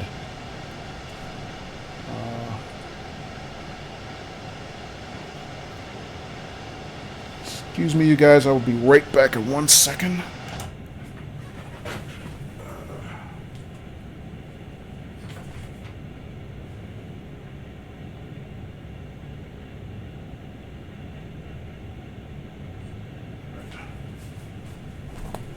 Alright, sorry about that. Minor technical difficulty. I think we got it squared away right now. On my secondary screen here.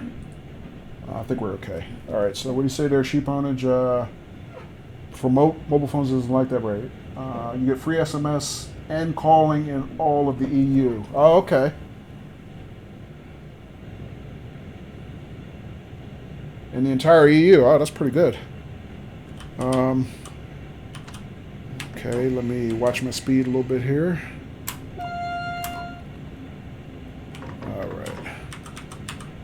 Alright, there we go. You know, it's funny, I watch some other streams where I see people blow completely past the speed limit. It seems like there was almost no consequences. And I was wondering what the consequences are, but I think it was Monday when the devs... the Train Sim World devs were doing their live stream. I asked about that, and I think what they told me was the only real penalty you get to speeding is if you notice kind of in the upper right-hand corner, I kind of have a rolling score as I proceed with the duty here. They say as you speed, you stop earning. So, I mean, I don't really know that that's worth anything. Doesn't seem like there's any other real consequences that I've found yet anyway, breaking the speed limit. But that's what they told me.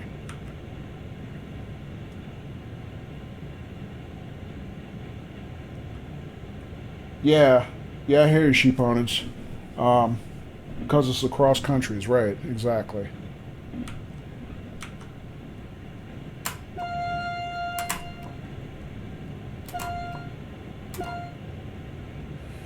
I gotta tell you, one thing I'm not impressed by with this train is this wimpy little horn, although from outside it does sound a little bit more a little bit more, I don't know, it has a little bit more presence outside. It just doesn't sound like much from the inside of the cab here. Which I guess is good. I guess it means we have some sound insulation.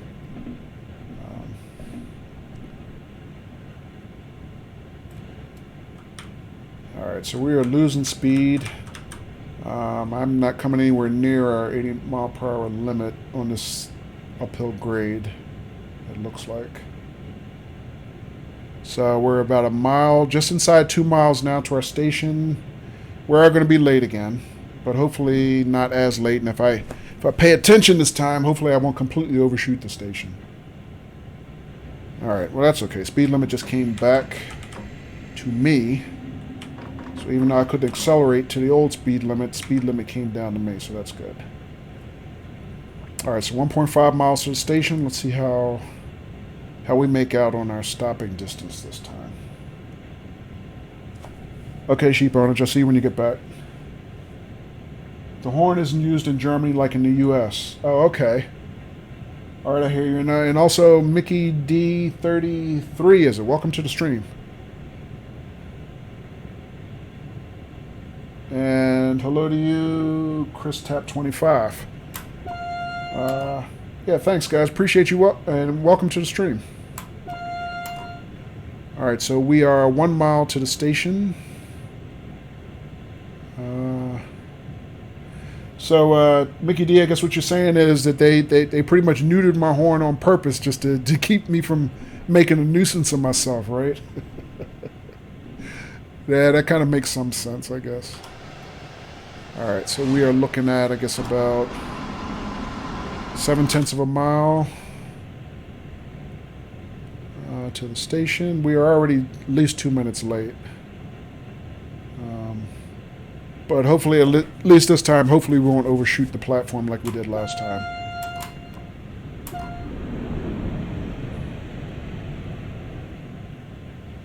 Alright, 800 yards. Let me start bleeding off some speed here. Throttle down. 600 yards. So for you guys who just joined the stream new,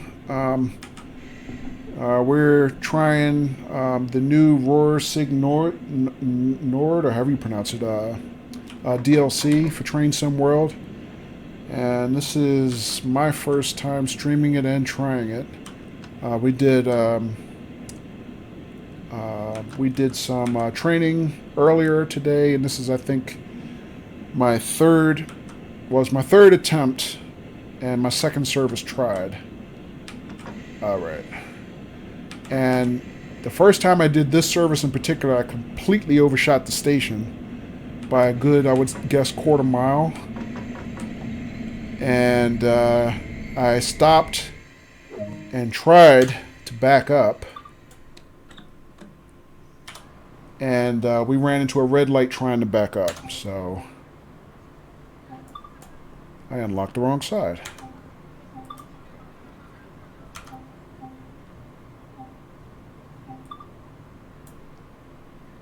No.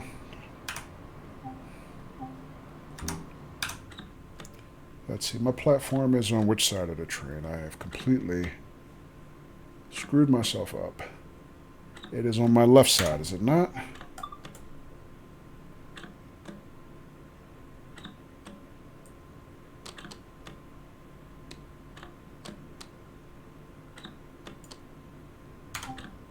Unlock left.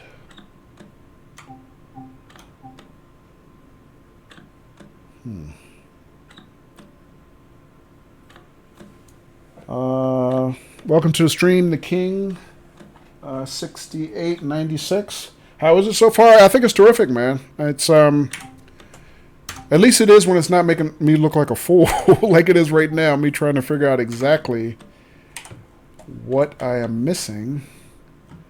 Which side am I trying to open the train on? But I mean, yeah, this is you know, if you've played this before, this being the newest DLC, I think it looks terrific. Look at that, man. Look at that. You guys see that bug? People are walking through the door. I came through the one, and they couldn't wait for me no more, huh? Okay. So So there's one answer to you, King. I mean, we got our first bug on stream right there. Well, technically our second, because after we were trying to do our first service, I guess. I swear I did everything by the book, and I just couldn't get the train running. It did the exact same thing a second time, and everything worked. So who knows? But yeah, so far from what I understand, we got some feedback from some other streamers. Bald and Old, who streams Train Sim World a lot. He was here earlier, and he was streaming it since earlier in the day, and he said so far this is his favorite DLC for Train Sim World. So that's pretty good feedback. And I still am having a problem with my doors. Is it unlocked or not? Or am I just totally blowing my left more? Okay, that was kind of weird. Either I was completely screwed there, or the indicator I was getting for whether my left side doors were locked or not, I was completely backwards in the brain. I'll have to go back and look at my VOD later and see if that was a bug or if I'm just doing something wrong there. But yeah, our friend Bald and Old told us that he hasn't seen any game-breaking bugs, King, and everything was, to his liking. He was very, very, very pleased so far. All right. So let's see what we have here. Yeah. We expect bugs, right? I mean, this is still a relatively new game. Let's see. Did I close all my doors? Yes, all my doors are closed. All right.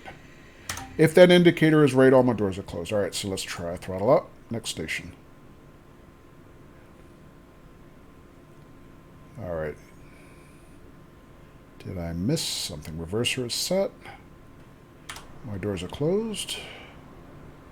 They are.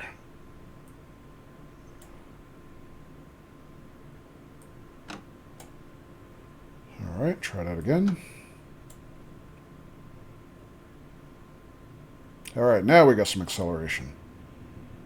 Okay, so I don't think that's bugged. I think it's just me babying the throttle a little too much.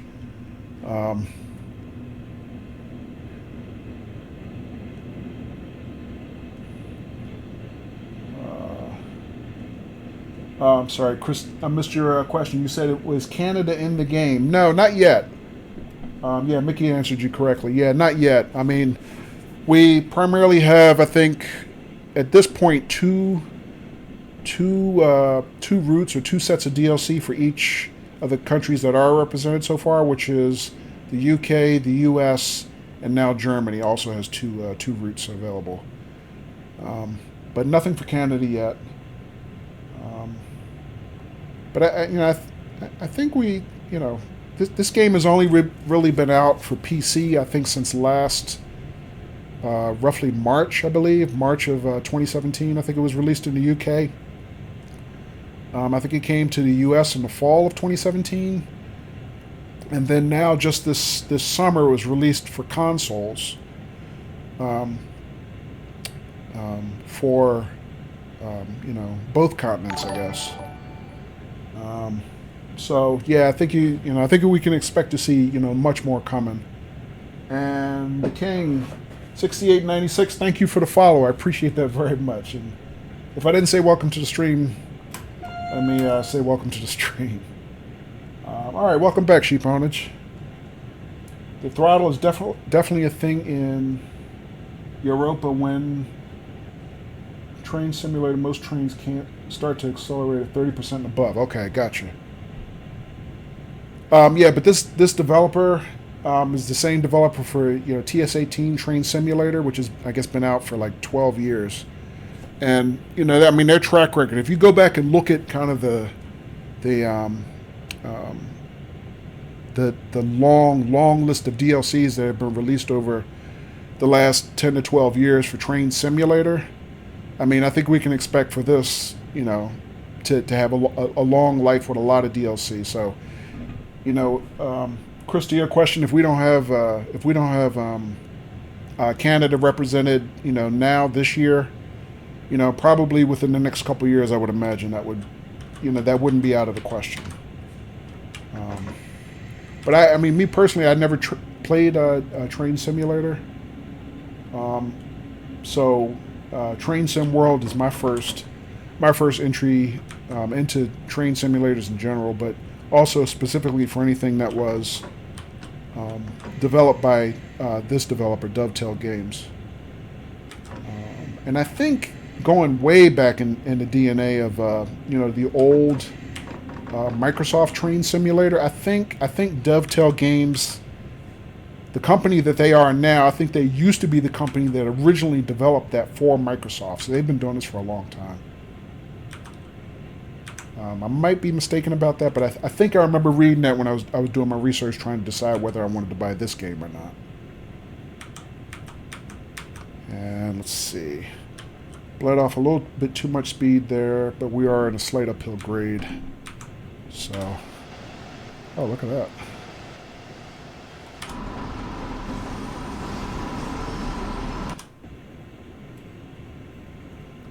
Yeah, that was some interesting tunnel work there. All right. Are all safeties off? I hope so. I mean, we I can't guarantee any of that, Mickey, because I am still very much a noob engineer, and so far in the few weeks that I have been playing and streaming Train Sim World, I've been in and out of enough different trains now that I really can't guarantee anything. Not yet, anyway. But we'll get there. I mean, so far, my biggest problem is I haven't had very much time to stream or even play during the week. My main gaming time has so far been primarily Saturdays and Sundays, and I'm trying to find more time to slices of time during the week where I can do more, stream more, because I definitely want to continue to grow and build my stream. But that also means I'm not getting as much seat time in the trains as I would like to. And so far, even with the I guess 4 or 5 DLCs that they have released for Train Sim World, there's just so many different vehicles and so many different service types to run, and I haven't even started to touch even half of them. So I'm satisfied with the amount of content we have already. And I think we can definitely, I'm sure, look forward to doing a lot more.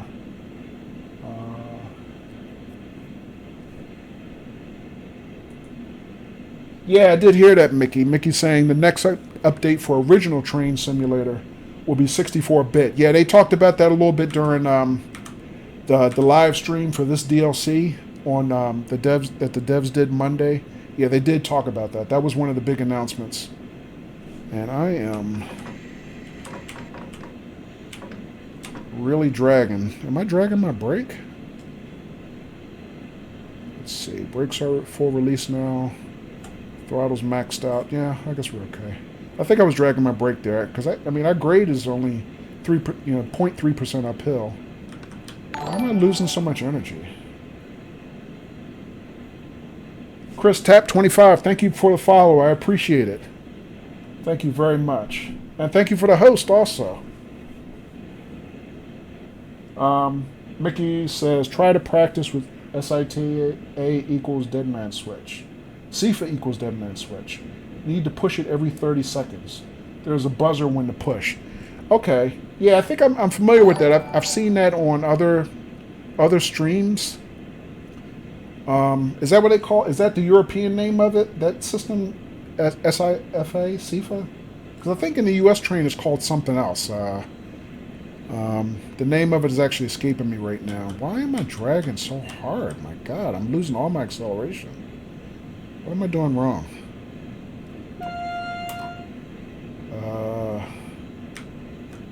Let me throttle up a little more. See if I can get some more speed out of this thing. What am I doing?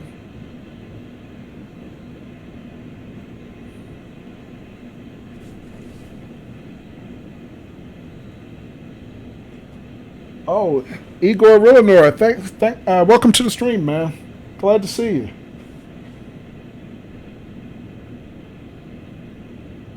Maybe you're not getting enough traction. Maybe turn off the sander. Am I running the sander? Is that what it is?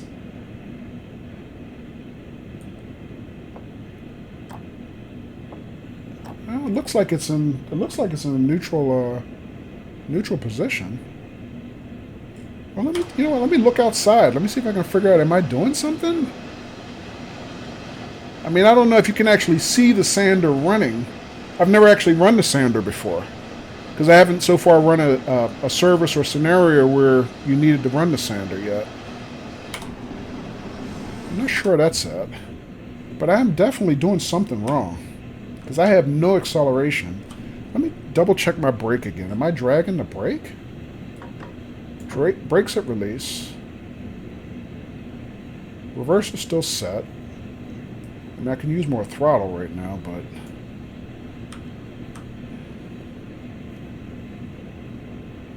I am clearly doing something wrong. You use the sander when you don't have enough traction.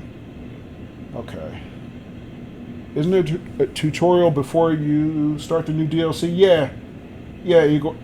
Yeah, Igor. We, and how should I pronounce that? Because I see how it reads. It's like Igor in the front, but then there's Gorilla Nor, with Gorilla kind of being in the middle there.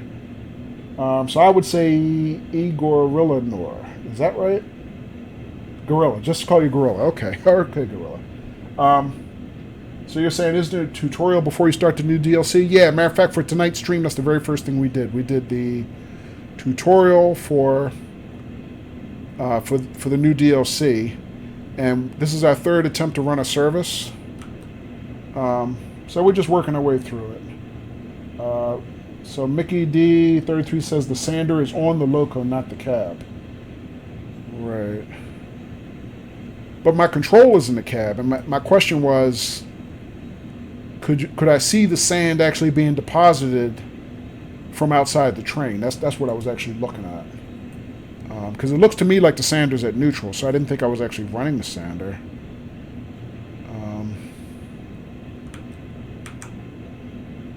I'm doing something wrong though, because why am I am driving so slow? Let me see what else. Let me pause for a second.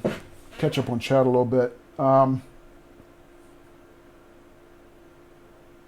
So Sheep Owner, just sounds like what your recommendation was. It says use the sander. Is that what you're telling me? You're saying turn on the sander and try to get more traction, so that I can. I assume meaning so I can apply more power to the track and get more speed. Okay, I think I understand what you're saying.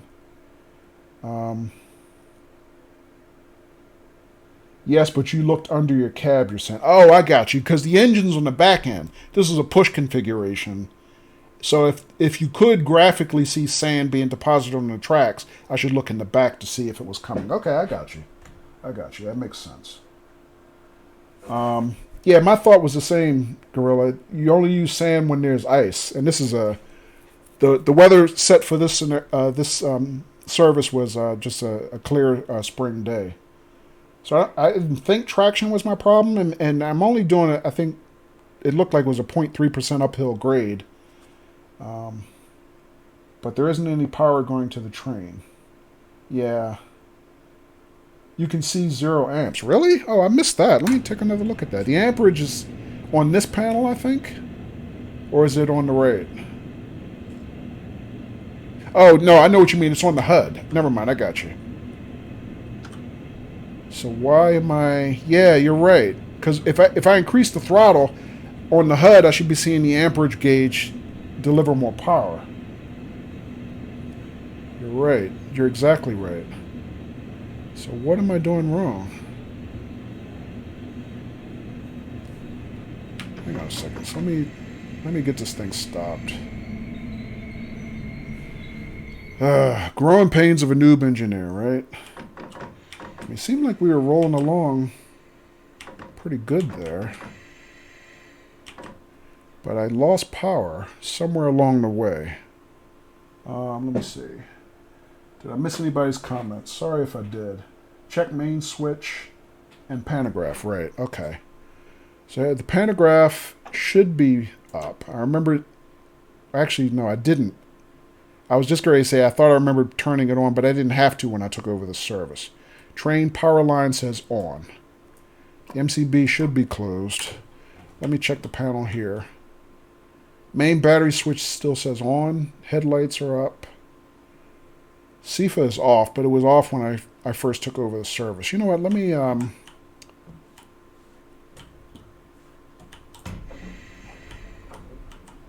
go see how to back this setup. Let me go. I'll just go take a quick look at the engine itself and see what's going on back there.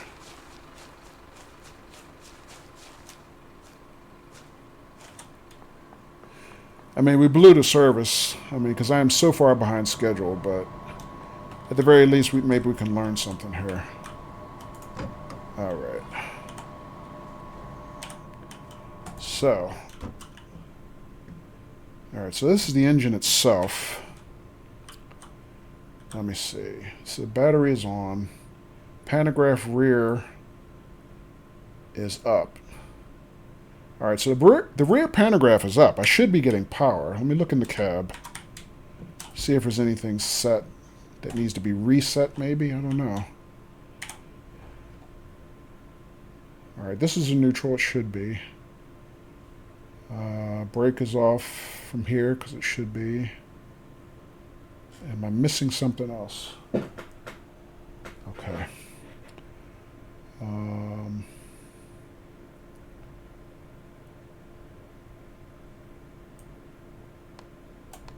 Make sure it's raised. I mean, in fact, let's look at it and see it.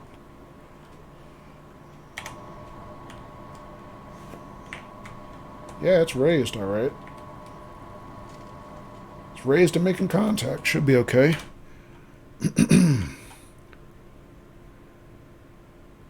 Let's see if there's anything else I can set.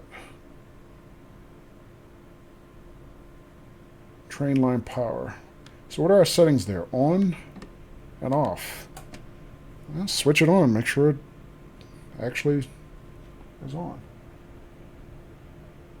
Everyone that's been streaming the new DLC has had CIFA on. Okay. So, I mean, we can try turning that on because when I took over this service, it was off and we kind of got rolling without having it on. But yeah, I mean, I guess that makes sense because that kind of works like what? It's almost like a dead man switch system, right? So if you don't respond or provide inputs within, I think it's what, every 2 minutes, then it's supposed to bring the train to a halt in theory and cause you to kind of reset everything to get going again. So yeah, maybe that's our situation. Maybe that's the problem we're having here. I didn't have C4 on and it just timed out maybe. So let's try it out. Let's try C4 on. So let's see, main battery switch is on. Headlights are still up. Can we actually see the headlights? Well, we'll look outside once we get seated. Alright, so let's see. Train line power says on. Let's see. See if anybody else has recommendations. Every 30 seconds. Oh, okay. Everything else looks good. Okay, Gorilla. Yeah, I think so too. But it wouldn't be the first time. You know, we thought everything looked good and it just plain didn't go. So, I guess we'll see. All right. All right. Let's see if we can make it go.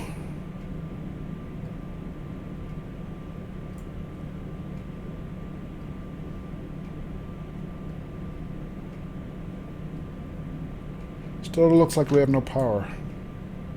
Let me see. Did I turn the brake key on? I think I did. Let's turn it off, turn it back on. Alright, emergency brake is released. Looks like we have brake pipe pressure. I don't think that's it, but let me try something else. Let me go back to full service. Give it a couple seconds. And then we'll release it.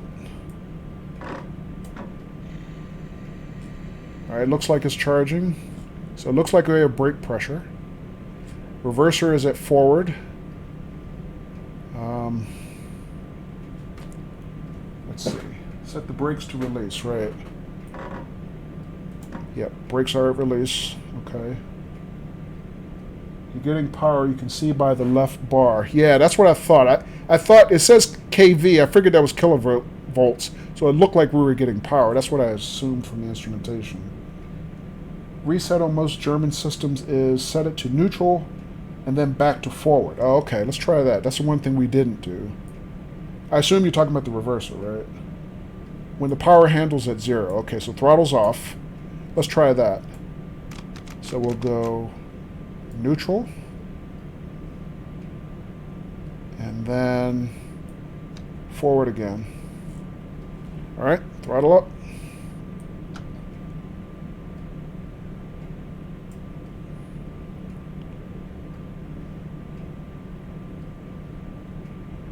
Ah, man, it still looks like we have no power. Isn't that weird? Alright.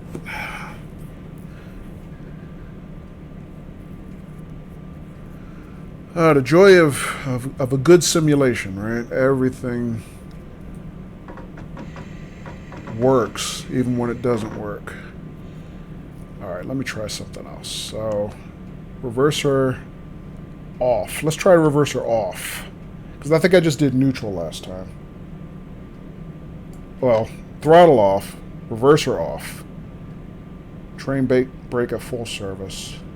We don't care about the direct brake. We don't care about the emergency brake.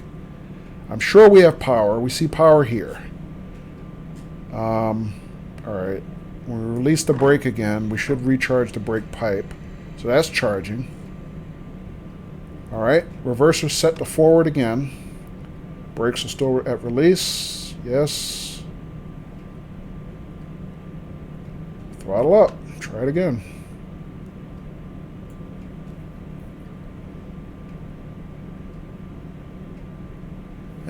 I give up, guys. I don't know what I did. I broke something. I just don't know what I did. Have you checked the handbrake?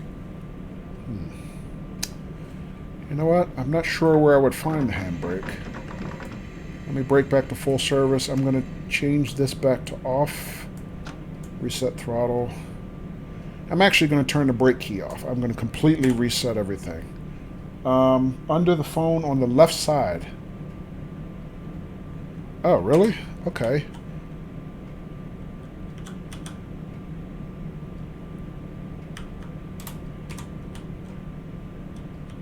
On the left side, that would be here, right? Under the phone. Oh, on the other end, you mean? Yeah. You know what? We were back there a couple minutes ago, Gorilla. I did not check it on that trip, but what the hell? We'll try it again. We got nothing to lose at this point, right?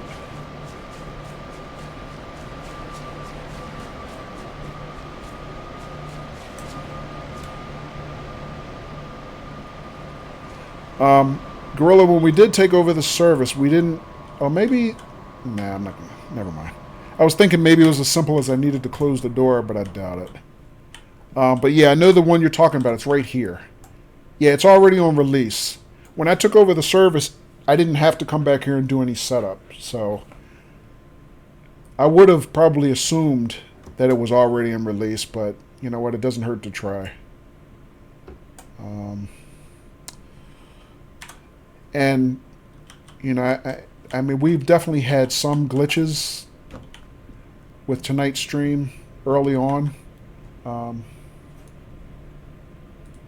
So I wouldn't put it past this being a glitch, but I would probably assume instead that it's just that I did something stupid and I haven't figured out how to recover from it yet. But that's okay. I mean, we learn from our mistakes as well as our successes, right? Probably more from our mistakes for most people anyway. So I don't mind making mistakes, as long as I learn from them. Alright.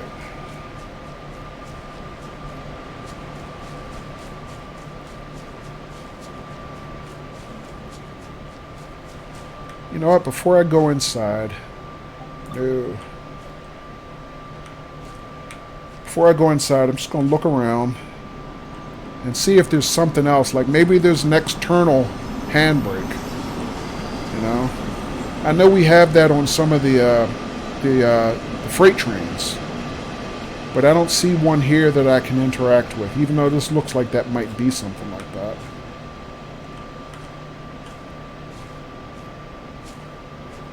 I mean that sounds like a long shot to me, but What the hell at this point, right?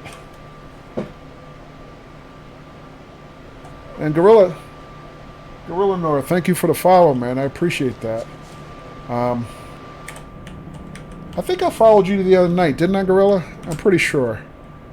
If I didn't, I will definitely give you a follow back after tonight's stream. But thank you so much. I appreciate it.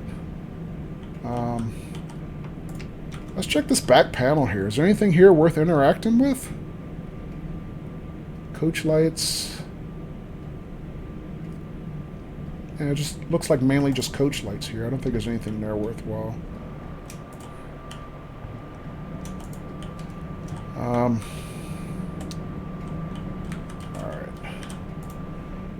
Alright, so I'm going to give this one more try, and then I think we're going to call it a service. I'm just going to have to abandon it and see if I can do some homework online and figure out something else I might have missed. So let's see what we got. Battery main switch is on. You know what? Let's turn it off and turn it back on. Alright. Alright, so it looked like we had some response from this instrumentation here. Signal headlights are still up. CFA is now on. That's one difference from earlier. Nope, no control. Although I might give up control if we can't figure this out, just to see what he does see if we can see him do something that I wasn't doing. Alright, back in the chair. Alright, so I'm going to turn the brake key on. I'm going to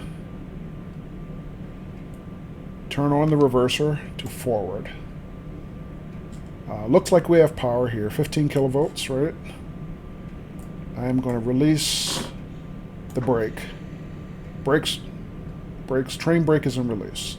Direct brake was already in release. Emergency brake was already in release.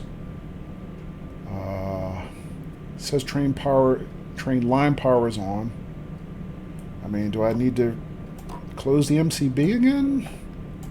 Rear pantograph was already raised. I shouldn't have to do anything there. Let's see. Oh no, Gorilla. I know you've never been to my channel, but I think I was in your channel the other night. Is what I was saying. I think I followed you the other night. So yeah, we're glad to see you here. Welcome. What did they do in the tutorials?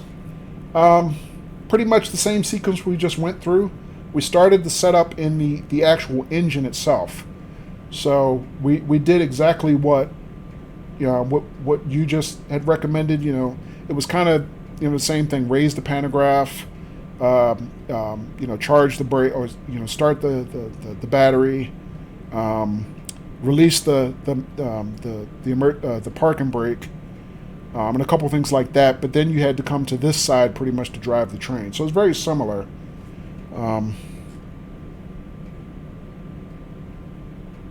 Let me see. Is there anything else I needed to do?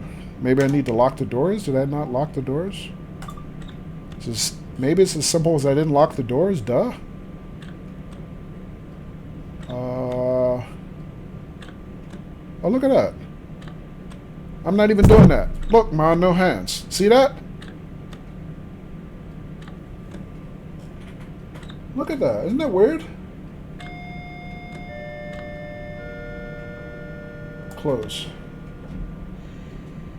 Oh, that was weird. That had like a life of its own. Let me take a look outside. My doors are closed, yes? They are now. Alright. Throttle up, see what happens. Nope, still no power. Alright, I give up, guys. I don't know what we did wrong, what I did wrong. But I am missing something and I can't quite figure out what it was. Yeah, wow, indeed. I mean, Gorilla, you've been streaming this sim. Did you have you been streaming this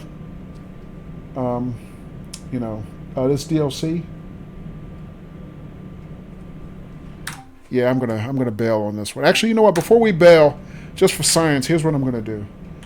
I am going to take a seat here, and I want to see if we can see the engineer who takes over actually do anything. I mean, we got nothing to lose at this point, I don't think. Let's see what happens. No, just the old ones. Oh, okay.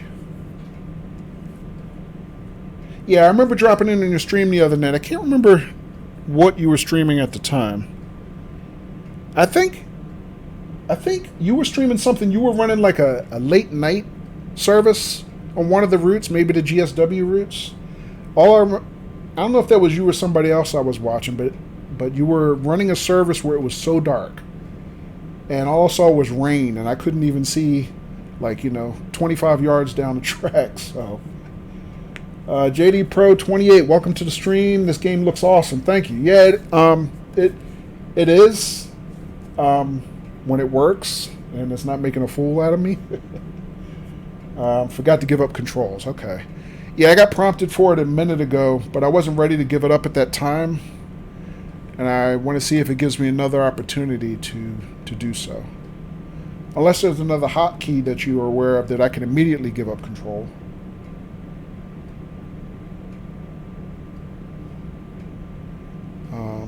But yeah, when it gave me the last prompt asking me if I wanted to give up control, I was still trying to figure out what we were doing wrong.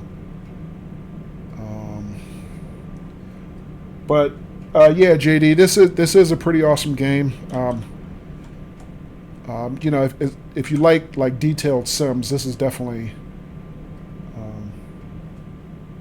Thank you, Gorilla. I appreciate the compliment. I appreciate it very much. Yeah, we're having a good night here. This is seems like a lot of people enjoying this with us here on this Saturday night, or I guess early Sunday morning, depending on where you are in the world.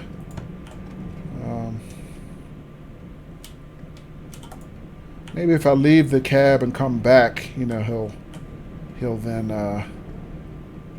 then see if maybe then he'll come take over.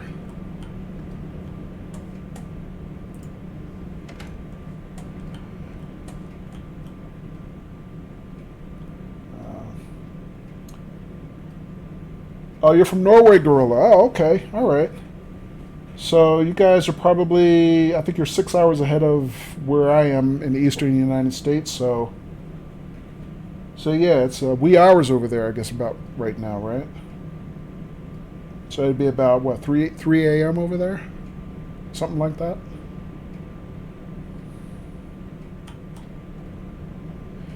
Yeah, let's just have another seat.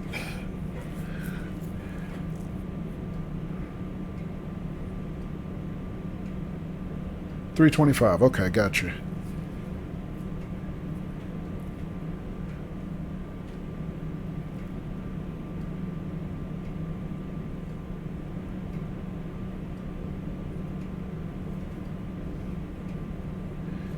Yeah. Yeah, it is a little crazy.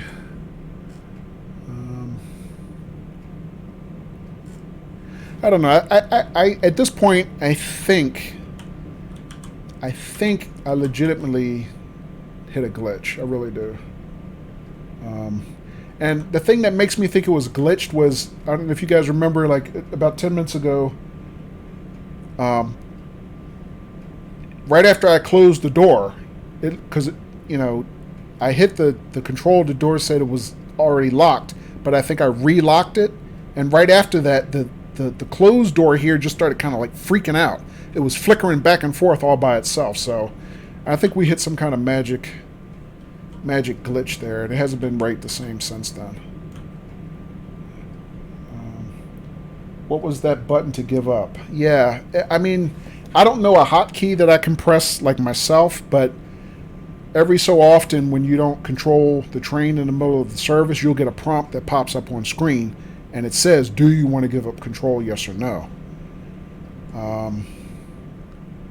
But my understanding was you get that prompt a little faster if, like, you're out of the cab and all the doors are already closed. And I think we've already done that, unless it's glitched more than I thought, and they're not all closed. Yeah, it looks to me like all the doors are closed. So that's supposed to... Oh, escape? Let's try that. But before we do that, let me get back to the cab. That way... because I want to actually see if I can see him do anything. I don't know if I'll be able to see anything that'll be useful. All right. All right, escape gives me my pause menu. Is there... Well, I know I can escape to quit the service. But the question was, is there anything I could do to give up control faster?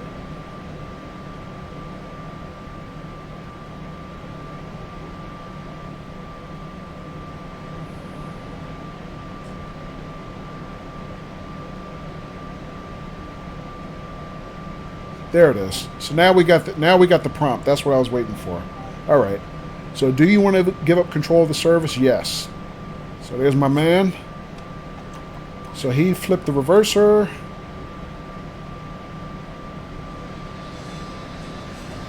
I mean, I saw him flip the reversal and throttle up. Other than that, I didn't see him do anything.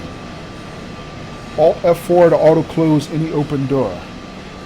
Oh, okay. That combo I wasn't aware of. Okay. Thank you, Luga XD, and welcome to the stream too. All right.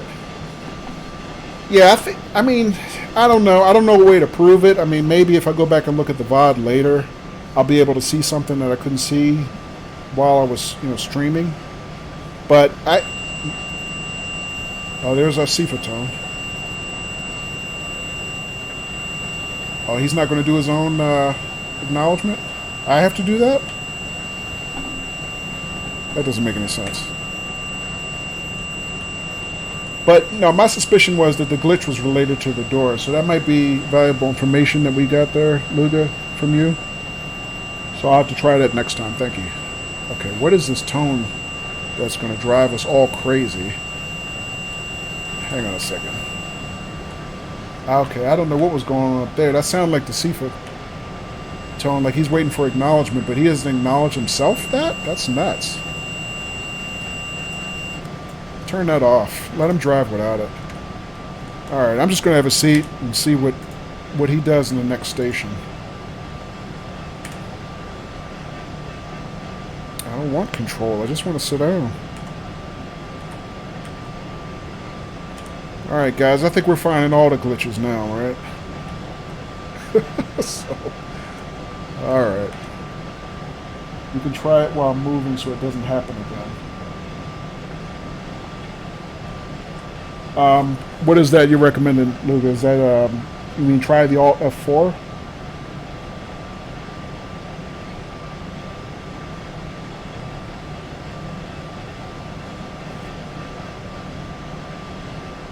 I mean, I don't actually have control now, so would that actually even work?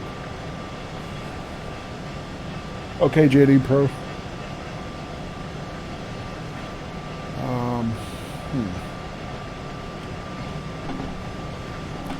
I mean, let's take a look at the controls. Well, as soon as we get some lights back.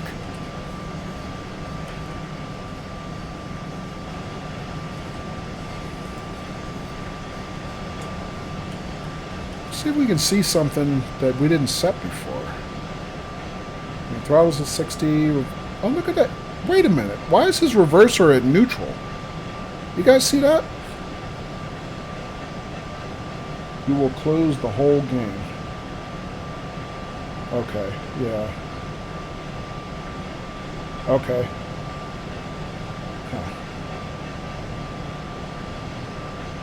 Huh. Alright. But look at this. I mean, he took over, but he's got voodoo powers or something here. He's driving the train with the reverser in neutral. I don't know how that works. Yeah, I think we've hit a cascade of glitches. So yeah, I think the service is just kind of like borked at this point.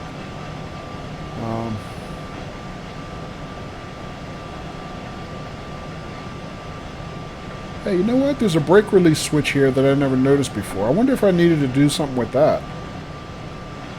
I mean, because we had switched off our train brake. I never had to do anything with the direct and emergency brakes. I don't think that was it. But I never noticed this. There's a brake release on this model here that I never noticed. Maybe we were simply forgetting something like that. I mean, that wasn't in the tutorial, and I didn't have to do anything with that for setup. So I have to keep that in mind next time. Next time we try this service, I have to take a look and see if I have anything to do with that brake release switch. I don't know what that's supposed to do. So it's moving too fast. Well, see, I'm confused by that, Chris, because I saw all I was trying to do was, like, I lowered the second man seat here, and I was just trying to basically, sit down. Because, our other guy took over. So you get the prompt here, you say sit in second man seat, but then it's saying you're going too fast to take over. Well, I'm not trying to take over, I just want to sit down, and it's not letting me. So that's kind of weird too.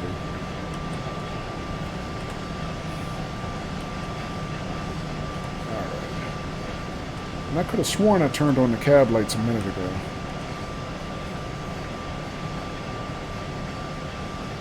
That's why you can't sit down yet. Okay.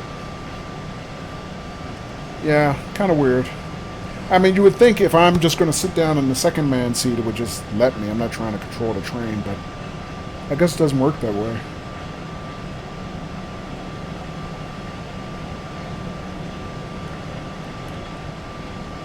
Anyway, let's take a look at the map. I mean, I don't even see a next stop indicated. Try sitting in the cab. Downloading the DLC now. You sold, Gorilla, huh? Gorilla, is there any reason you didn't buy it before? You weren't sold on it yet, or maybe you just didn't have time?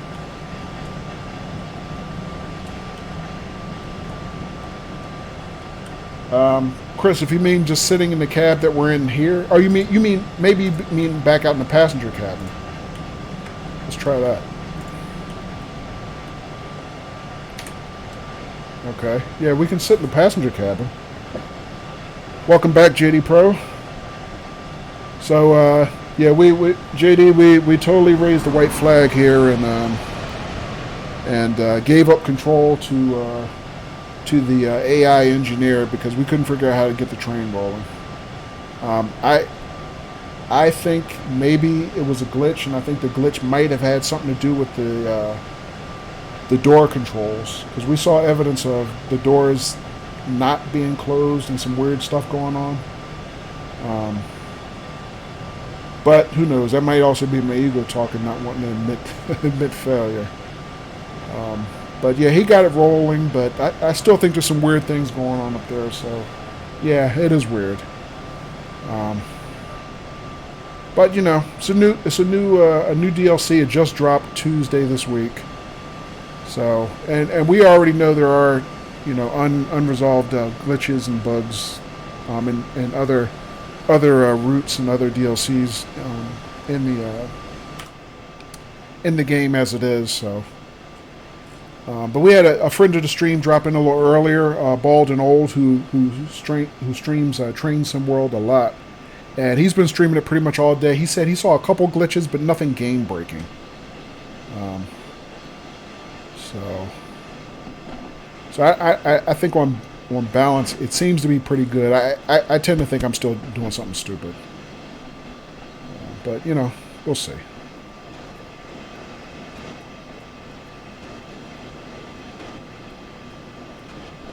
Look super complicated. Actually, JD, I think it's just me making it look super complicated, to be honest. It's really not. I mean, it's a very, from what I can see, it is a very detailed sim, but I don't find it to be particularly complicated. It's not like trying to run like a flight simulator, for God's sake, or something like that, But, being a simulator, it is very paint by numbers, so you kind of have to know what you're doing, but I don't find it to be, overly complicated, personally. I mean, I'm enjoying it quite a bit. Now, I'm still making mistakes. I'm still a noob, but, it's okay. I find I learn the most from my mistakes, so I never really mind making mistakes. Did you see if Loco had anything changed? You know what? I didn't go look, Chris. I'm probably gonna have to wait until we go to the next station stop. Let me see if we see anything on the map for that. Because if I run to the back now to try to get in the locomotive, I'm sure I'll get left. And there's no direct, you know, I can walk from passenger car to passenger car, but there's no way to directly enter the locomotive itself from inside the passenger cars. But we can go to the back of the train and be ready for that next stop and see what we can see.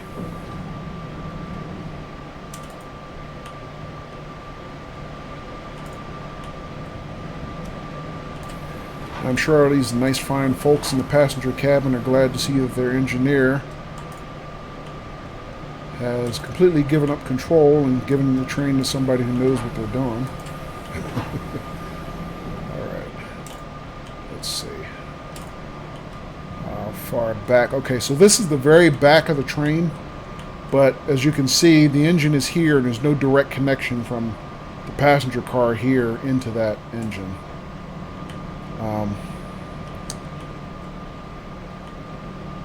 Actually, I'm surprised we haven't started rolling again by now.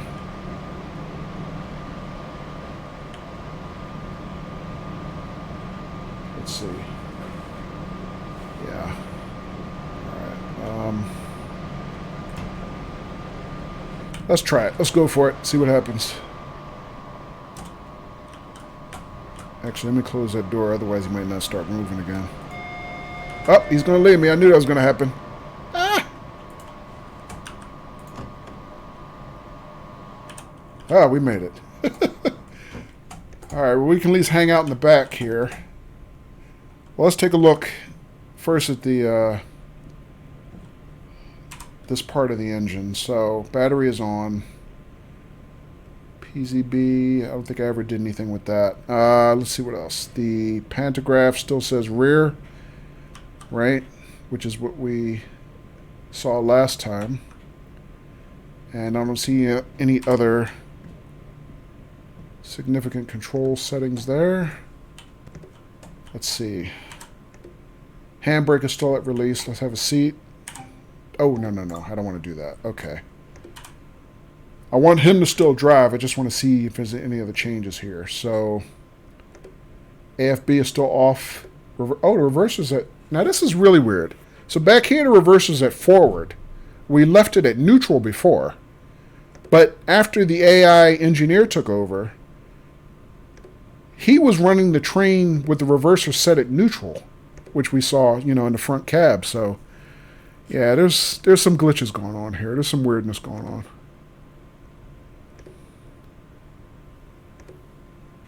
Gotta wait till next stop. Okay. Oh, look at that. That's that other glitch we saw last time. The passenger door switch keeps flicking on and off by itself. See that? So yeah, I think that seems to confirm it in my eyes. I think the issue is there's something going on with the door manipulations that is causing the train to not continue on its merry way when you want it to. That's what I think, anyway. I think that's the glitch. The glitch has something to do with the doors.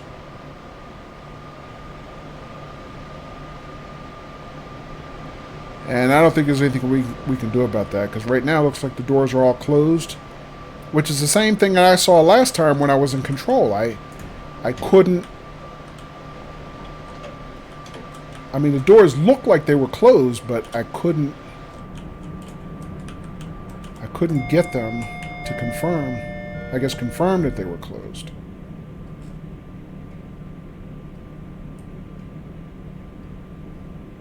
Let's see if he'll let me. Alright, so if I lock all doors.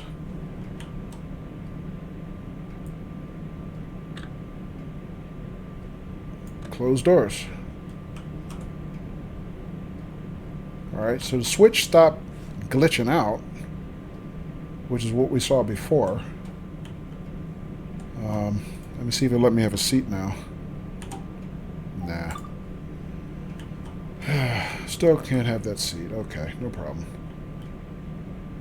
Yeah, see, he was, well, he's not running that, he's not driving now, but he was running that last leg even in neutral, which is kind of weird.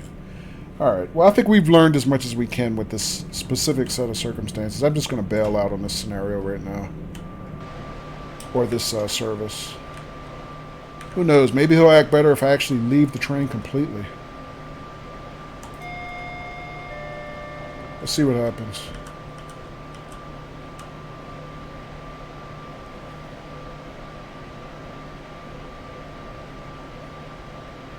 Oh, okay, Gorilla. When the train's standing too long, there will be a parking brake behind your seat at the wall. You need to press. It's a yellow button. You know what? Let's go take another quick look. See if we can figure that out.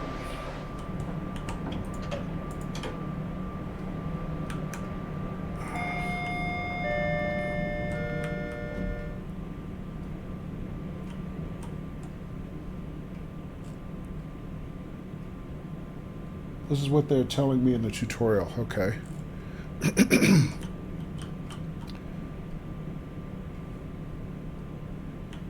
don't see... I mean, I see a yellow switch here. I'm not sure if that's what you're referring to. Of course, it's labeled in German and there's no HUD representation for it. Unless you're talking about a switch back in the engine. It's a different model that you see. Okay. All right.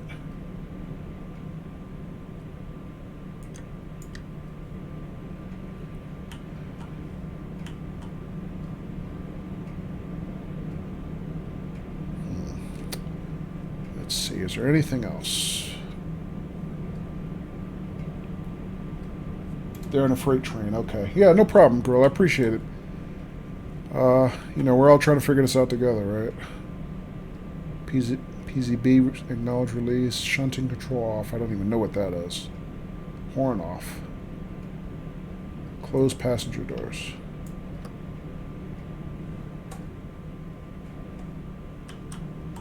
Maybe he wants me to close this door. I don't know.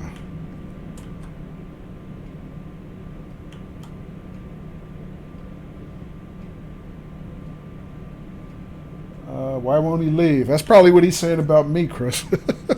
That's probably what he's saying about me. I wish this guy would get out of my cab. Is it my train or isn't it? Well, on that note, let's go have a seat up here. I'm going to give him one more chance to take over, and then we'll just... I think I'm pretty much out of patience on this particular service. And I applaud all you guys hanging with me tonight and your patience with me in this new train. And yeah, I appreciate everybody being here for the stream.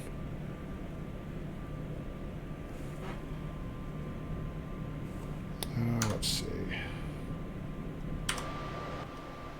Well, while we're here, let's just kind of do a visual inspection outside, see if there's anything else we can see. Looks to me like all the doors are closed. Let's see, make sure the pantograph is still up. Pantograph is still up. It is still making contact with the guide wire. I did close the back door, because that was something I was thinking earlier. Maybe I just didn't close the door before. We didn't do anything on this side of the train, but it looks normal.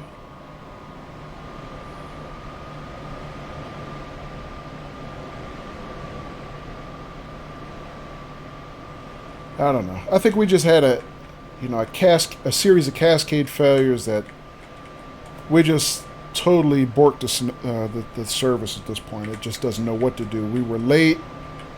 You know, we got the train stuck in the middle of the track somewhere. We had the AI engineer take over. I think it's just too much stuff going on that the programmers didn't account for. So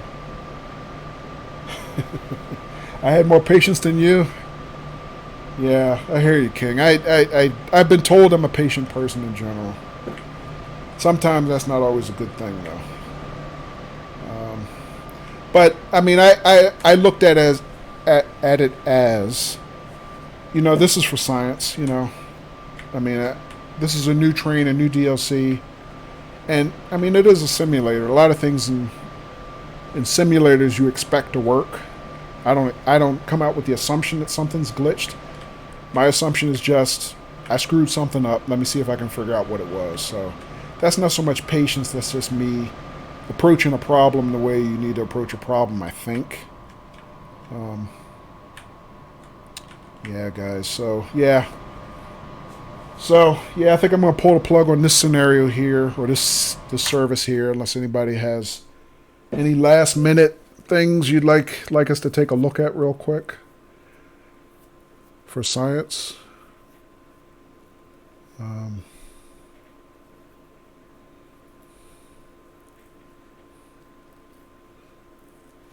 right, going once, going twice.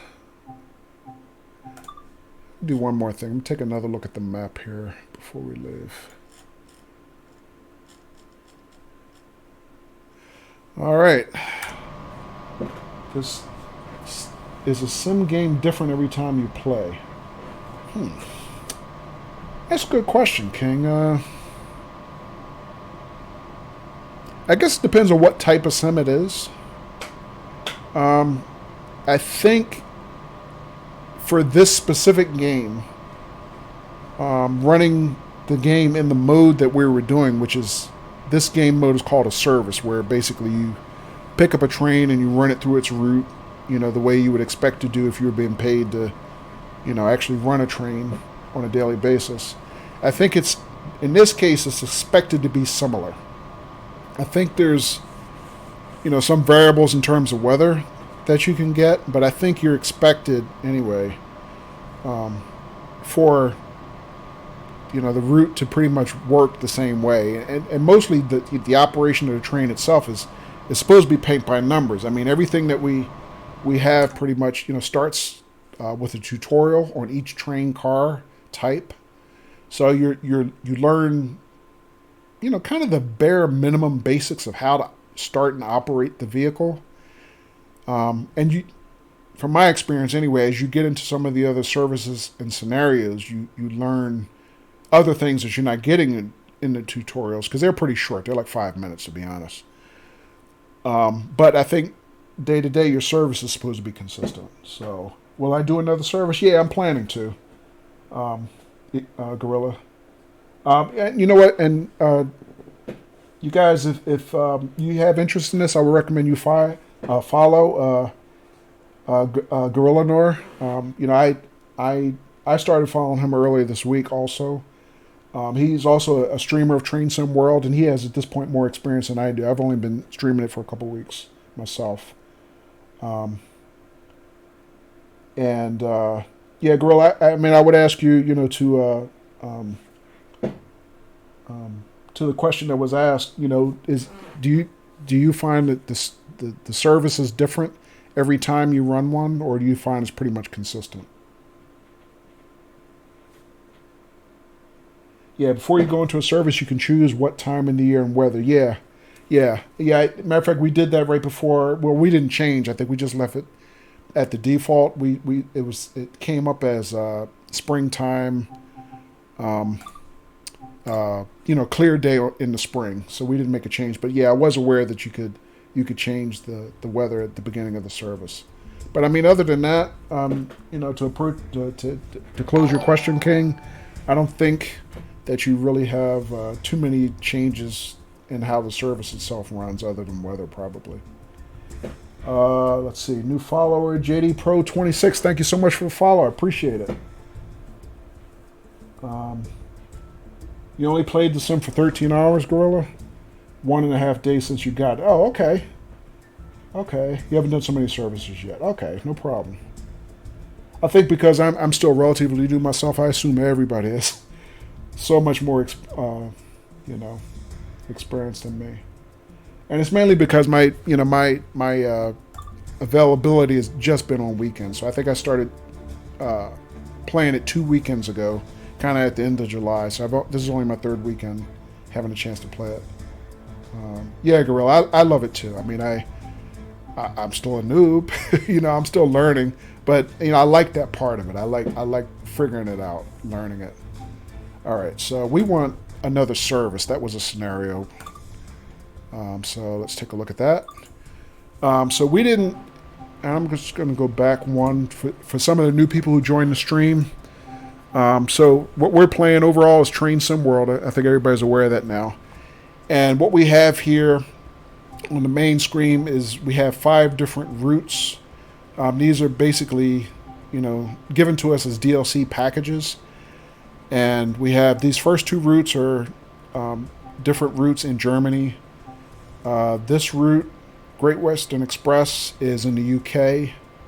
And it has a couple different types of trains there as well, mostly passenger trains. I think there's a freight train set here as well, I think, if I'm not mistaken. And then also there's NEC, which is Northeast Corridor, is set in New York. It's kind of the Amtrak passenger train service, which ultimately runs like between New York City down to what would be Washington, D.C., although I think this one doesn't quite go that far. And then CSX Heavy Haul is kind of the freight train simulator, also set in kind of the northeastern United States.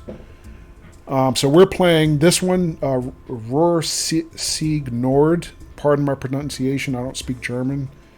But this is the newest DLC that's been released by the developer for this game. And so we started this tonight with the first tutorial, which there's 2 tutorials, one for the passenger car train that we've been running, and the other which is the freight car train, which we kind of skipped that for tonight. And then we did kind of the basic scenario, which was this Rise and Shine. This is kind of like a baby, a milk run, if you will. We did that, and then after that we have been trying to. Well, we did complete one scenario, and here, kind of when you first come into it, this is where you can kind of change the weather at this point. Even into winter, including snow and whatnot. So our first scenarios we did kind of just in plain, clear spring weather.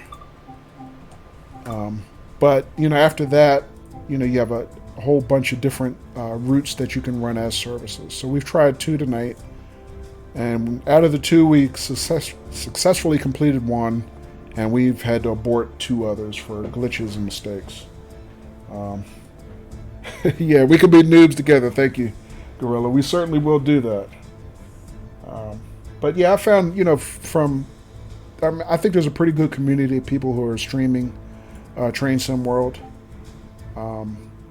It's not the biggest game on Twitch, but the community that is kind of building up around it does seem to be pretty passionate about it. And, I'm looking forward to, catching your stream and a lot of other people's streams as well who are into this. This is one of those games that I'm enjoying playing as much as watching. So, yeah, we'll definitely be learning together quite a bit. All right, so let's pick another stream service, guys. Let's see, what time do we have here? I've been streaming. Let's see what time we got. I still have time. All right, we've been streaming 3 hours already. I didn't really have a timetable set in mind as far as how long I wanted to stream. I just wanted, to be honest, kind of a little bit more sense of accomplishment. 1 completed service out of 3 is not a great track record, but hey, we're learning. We're having fun learning, hopefully. All right, so I'm just going to pick another one at random. There's a lot of different streams here. Services here. Each one of them has kind of these little descriptions on them. Not that I'm sure they tell you that much.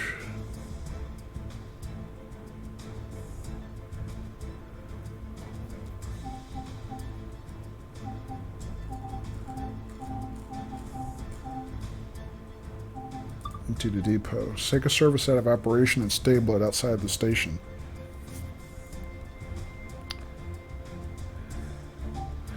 This sounds like something I would be interested in doing. The only reservation I would have is at 2130 hours, 9:30 at night. And I'm not confident enough in my operational skill that I think I can run a night train yet. So I'm going to pass on that. See if we can pick at least one somewhat easy stream before the night is over.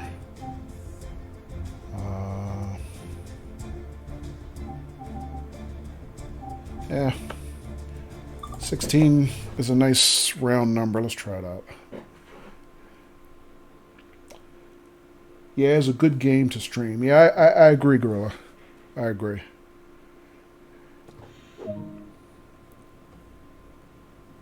I mean, it's one of the things that attracted me into streaming is when I first bought this game, to be honest, because I had been kind of set up to do Twitch streaming really for a number of months before I started streaming this. And just came down to me not really having something I was ready to kind of, start streaming with, And I don't know, somehow when I got my hands on this just seemed like a natural fit for me and my personality type. So this was easy for me to kind of get into. All right, so I just came out here to kind of take a look around to see where we were starting. So it looks like we're starting with the doors already closed. All right, so if this service works like our other setups, our other services, we shouldn't have to do a lot of initial setup. So battery switch is already on. Based on this gauge, it looks like we already have power. Headlights are already set up. SIFA is off. Now we had a recommendation before to run with SIFA on, but I do remember we were able to get started and running without SIFA. So let's see how far we can do that. Again, let's see. Is there anything on this back wall? Okay, looks like the PZB mode is operable here, but none of these other switches are. I'm going to leave that alone for now till I do some more homework and figure out exactly what I'm supposed to do with PZB. All right, so looks like we already have power. We shouldn't have to turn up the pantograph. Train line power is already on. Reverser is off. Brake key is off. So we have to at least start with the brake key. So let's start with that. I'm not going to do the pantograph. Train brakes are already at release. I'll have to start that. Looks to me like we already have brake pressure here, so I'm not going to do anything with the brake handle. Throttle's still off. Now, I remember last time I noticed a switch that I hadn't seen before. It was this brake release. What is that set to?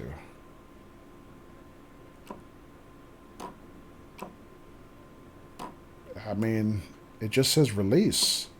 Seems like it's already released. I'm not really sure what that switch does. That was not in training.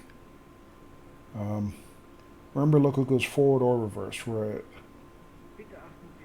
Okay.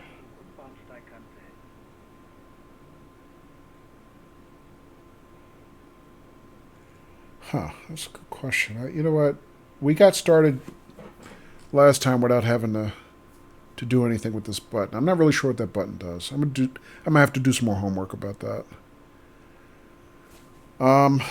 Let's see. Main cab is neutral. Okay.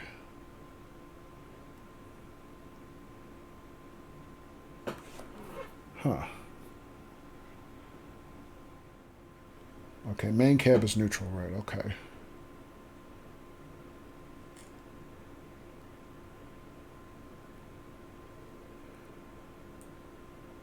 Are you in the US, Chris?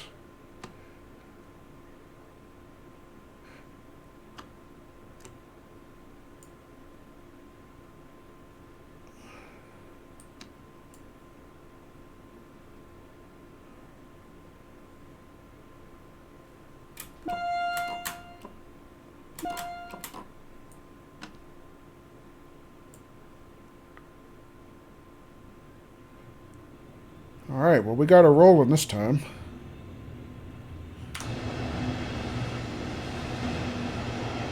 Oh, you're from Canada. I'm sorry. You know what? I think you said that earlier because you were asking me, was this game in Canada or did they have routes in Canada? Yeah, I'm sorry. I forgot. You did say that, Chris.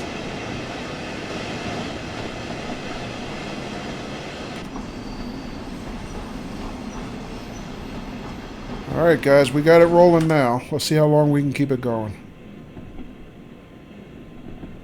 All right. So while we are rolling, let me take a look around at some of the instrumentation.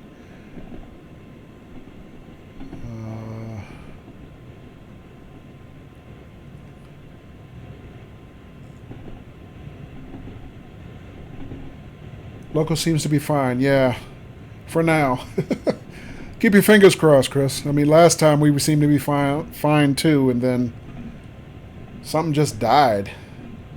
And I don't know. I still think it has something to do with the doors. I really do.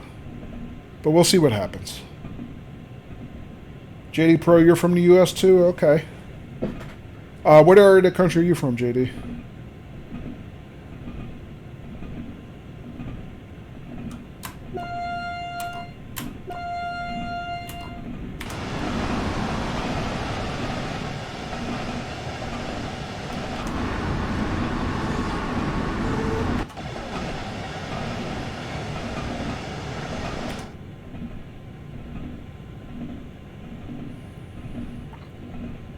From the south. Okay, cool.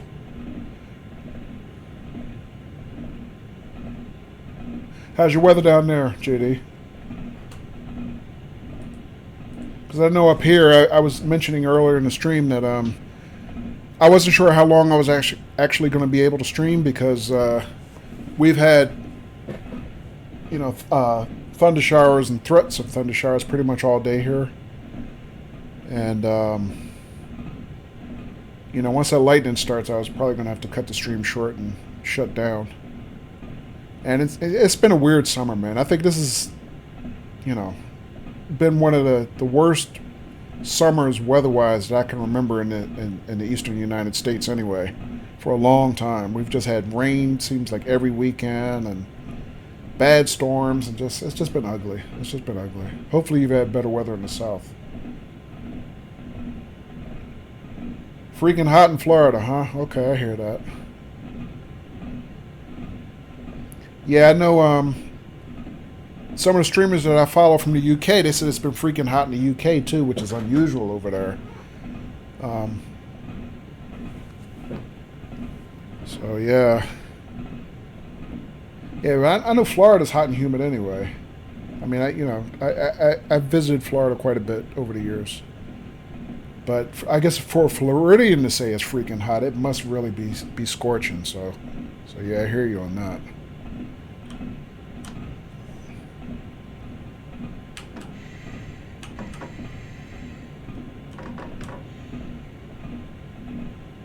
And let me slow this baby down a little bit.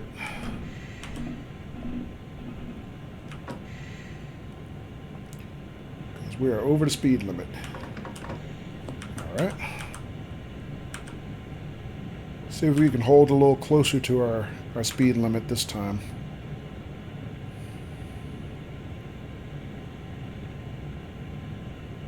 Crazy summer in Norway too, Gorilla. Okay. What are you kind of used to in Norway summer weather, Gorilla?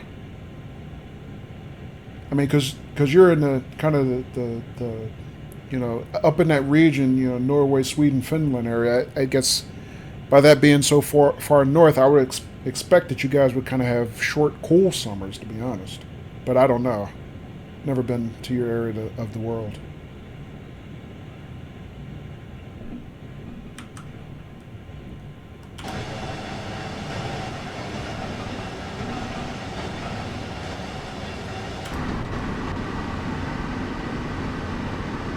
(20-25 is normal. Okay, gotcha. That actually does sound kind of on the mild side, yeah. Because I guess, I mean, we're on Fahrenheit here, but mentally, 30 Celsius is where it starts to get pretty damn hot in my mind anyway. So yeah.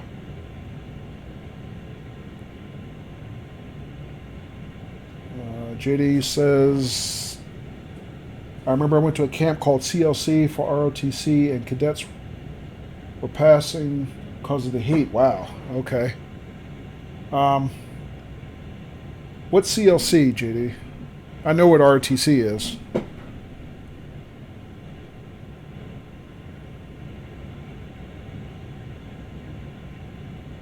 Oh, you've had 30 to 36 for a long time. You say you have had 30 to 36 over a long time? You mean this summer, Gorilla? Is that what you mean?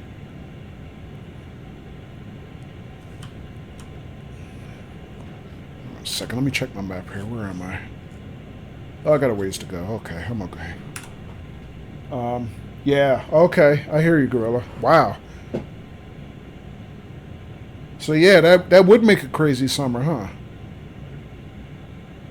If you're used to 2025 and you're getting 30, 36, man, that's really cooking. But yeah, I'm hearing similar complaints out of the streamers I follow in the UK.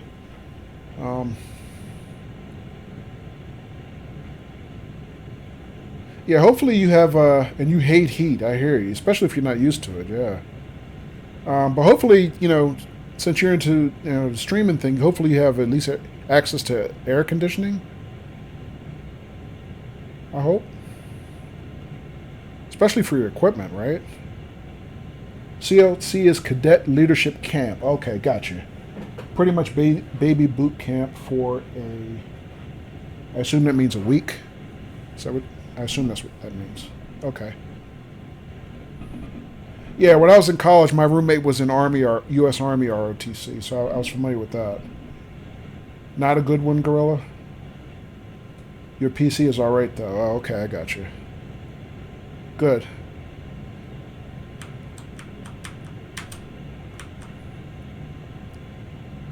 Let me pick up the speed a little bit here because I just realized we hit a grade, and judging by the time, we're 4 miles out and we got 3 miles to the next station stop, so I'm already behind schedule. Yeah, I got you, JD. I knew what you meant. CLC leadership camp for a week. Gotcha. So is your ROTC specific for one branch of the service, like Army, Navy, anything like that, or is it kind of at this stage more kind of generic military ROTC?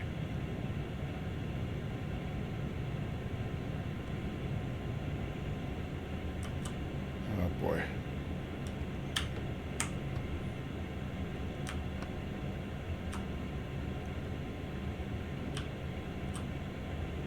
Air Force, gotcha.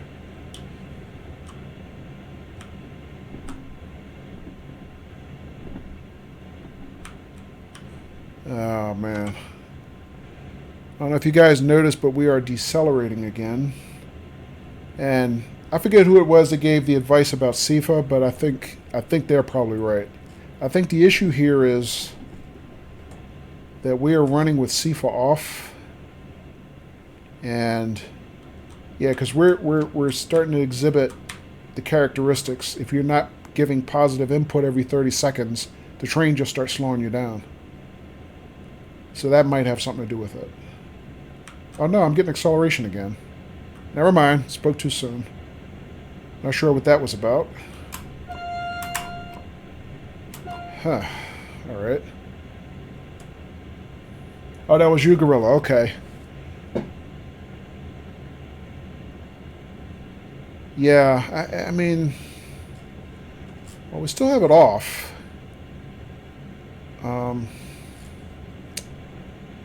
But yeah, now we're starting to accelerate again, and we're still going uphill. So my thought would have been that, maybe I was losing energy because I was going uphill, but now we're accelerating again. So I think we're okay for now. How far to the station? 2.7 miles. Okay. The good thing is I strive in the heat. Okay, JD, I hear you. Yeah, especially this time of year, right?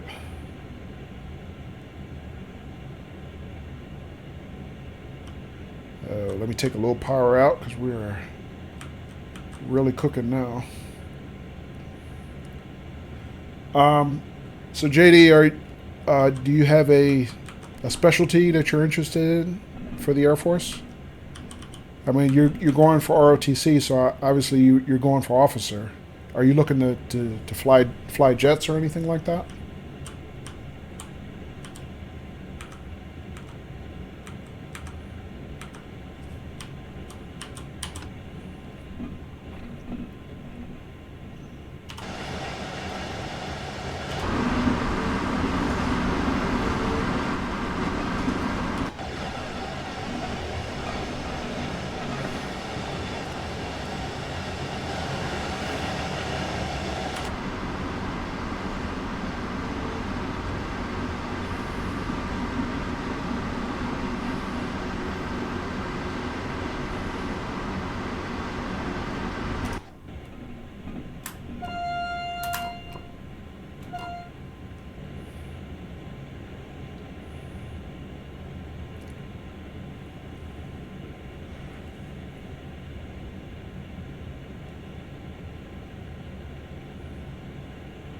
Ooh, I gotta slow down. I'm way over the speed limit.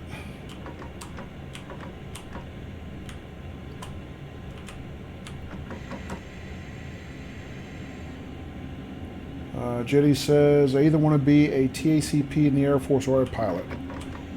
Okay. I'm not familiar with TACP. Alright, let's see, we're under speed limit. Let's keep our energy up though. A little more power.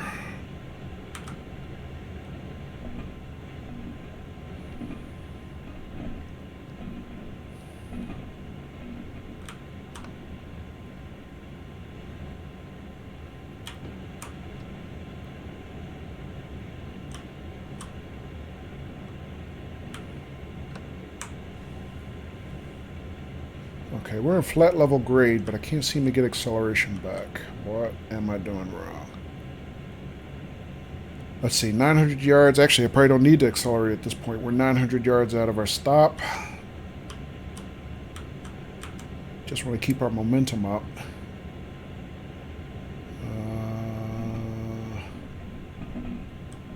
500 yards. All right, let's coast in. 400 yards. Let's give it a little break.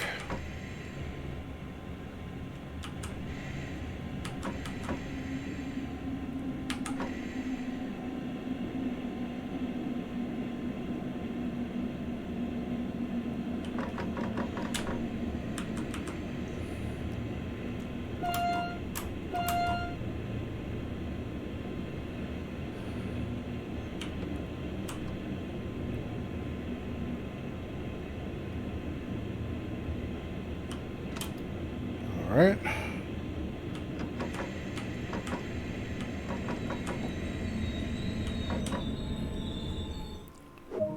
All right.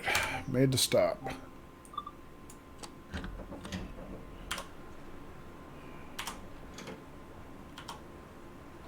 Doors are open. Yay.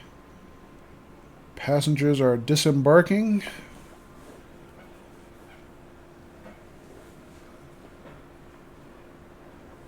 JD, what's TACP? Oh, there you go. Tactical Air Control Party. So you'll be in the front lines fighting, and when needed, I will call in air support. Oh, okay. Gotcha. Understood. All right.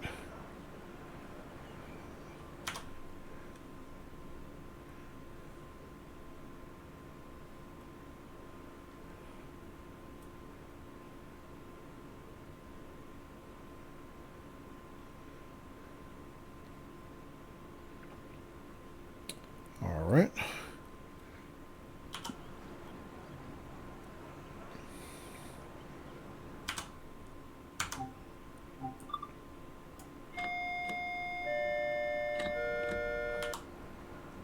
All right, doors are closed. Let's see if we can actually get running again for a change.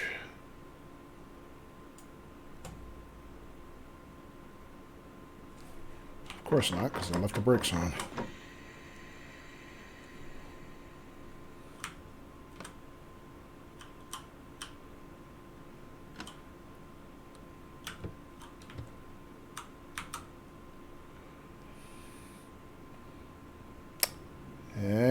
And she's rolling. Yay! We actually got her rolling for a change. All right.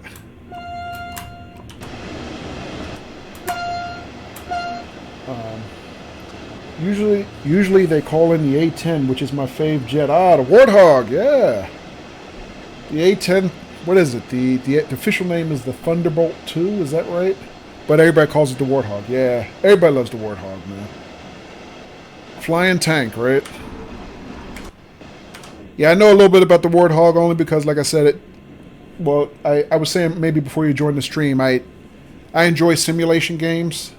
I was always big into fighter plane simulators, when I was younger. I still love them, but I don't kind of have the time and quite the level of patience for them anymore that I used to. So a game like this kind of scratches that itch. I can still kind of, manage, get some of the rewards of learning a simulator, but not quite as demanding as like a fighter plane sim. But yeah, I love the A-10 too.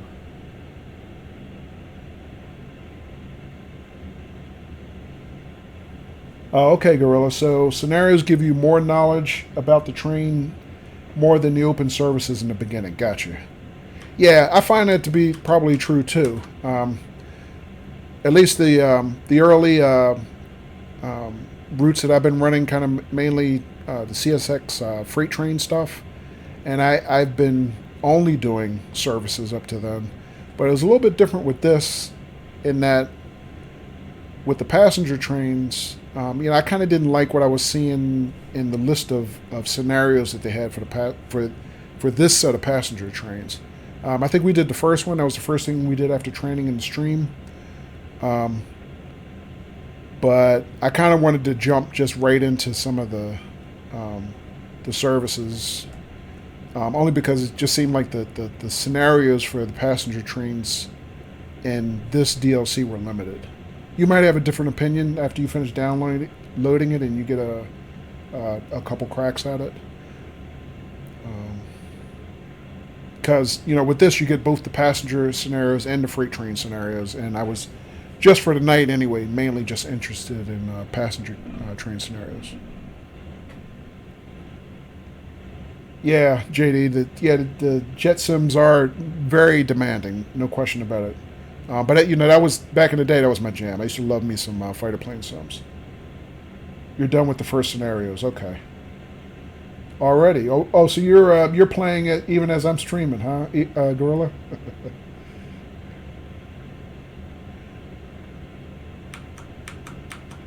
How you liking it so far?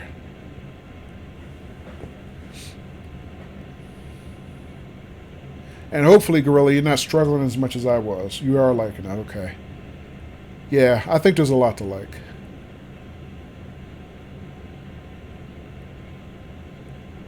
Oh, a little over speed limit. See where we have to do. Just over 7 miles to our next stop. And we have 8 minutes to get there. We might actually make it on time this time.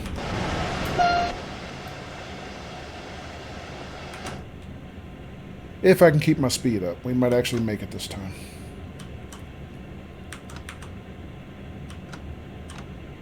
Very different from the older DLCs, but I like it. I hear you. Okay.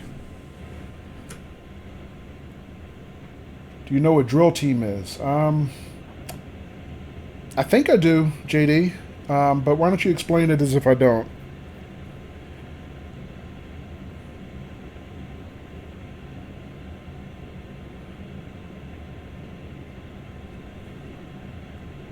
Oh, this is an interesting little town we're moving through here.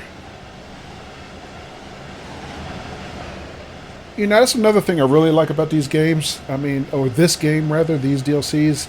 The detail, not just in the trains themselves, but look at the countryside. Look at the foliage. Look at the lighting. You don't see a lot in the way of, NPCs, like people walking around, except on the train station platforms.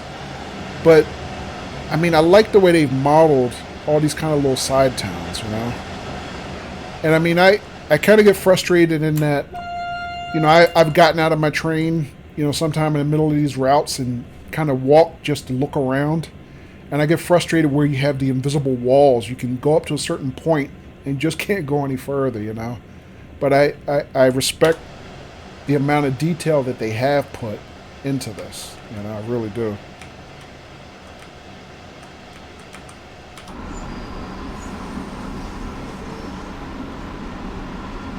Yeah, you agree, Gorilla? Yeah.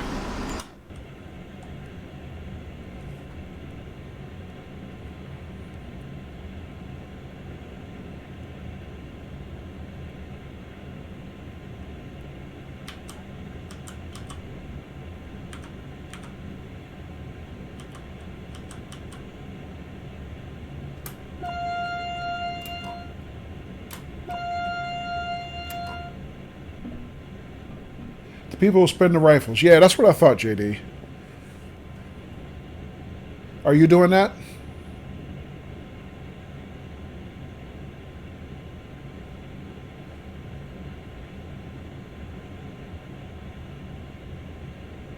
Oh man, I am way over the speed limit.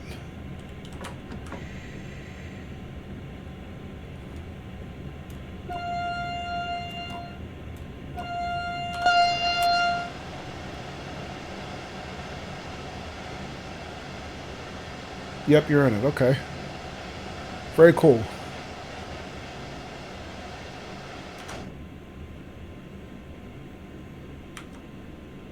So what would be like the standard size of a drill team? And I assume you're talking about this is an ROTC drill team, right? What did I do? 5 miles, 5 minutes, so I gotta pick it up.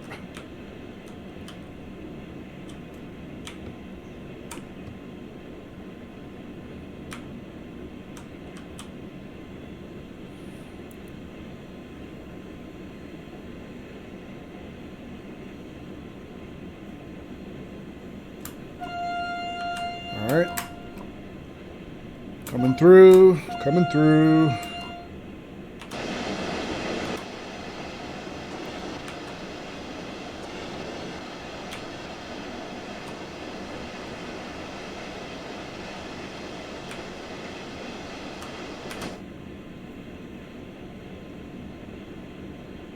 Oh, okay, JD. I hear you.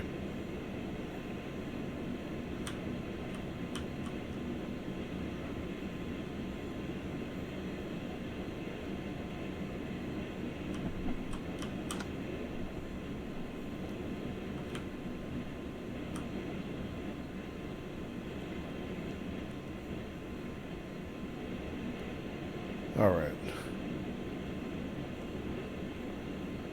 All right, so we just went through another one of those stretches where it seemed like I couldn't accelerate, and now my acceleration's coming back again. So I think, Gorilla, I'm definitely going to take your advice on the next service I run. I'm going to make sure that the CIFA is on, because even though we have the CIFA off right now, I'm seeing characteristics of CIFA still being in operation, because every now and then I'll press CIFA released by hitting Q, and then shortly thereafter I seem to get my control back, but if I don't, I seem like I start decelerating again. So I think it's still working, you know, kind of in stealth mode or something. I don't know. Ouch, JD, you hurt yourself 3 times practicing today, huh? Okay. Be careful, man. But yeah, I mean, if you're doing kind of twists and twirls with the rifles and stuff like that, I'm sure there's kind of no other way to learn but to kind of knock yourself in the head a couple times at least, right? I mean, I can't imagine. It's almost like learning nunchucks, right? You know, nunchaku sticks. I mean, you're going to take a couple knocks in the head learning them. There's no other way to learn it, I would think. But they aren't bad. Okay, good. Glad to hear that. Although, I don't know, maybe, I mean, is that something you could, like, you could do your initial practice with, like, a, I mean, because I assume I'm thinking, you know, the rifles are primarily wooden, at least the handles and stuff are, right? I don't know. Maybe it doesn't make sense. I was thinking initially, maybe you could practice, you know, early on, or maybe this would be normal to practice with something like, I don't know, styrofoam, but as soon as I thought about it, I realized it didn't make sense because it wouldn't have the same weight as your standard rifle. So I'm sure the practice wouldn't be as meaningful.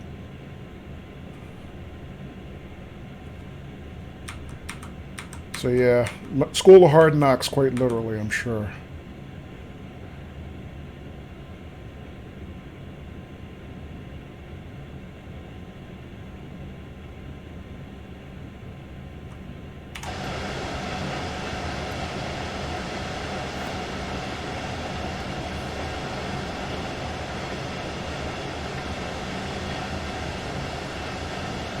Wow. I don't know. I think this game is beautiful, man. I just think it's beautiful. I really do.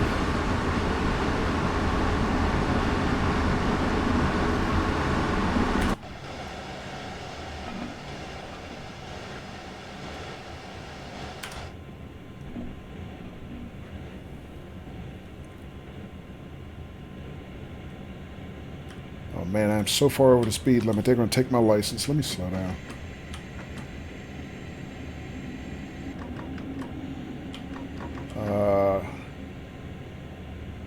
Let me get this train slowed down, JD, and then I'm going to try to catch up on chat there a little bit. Alright.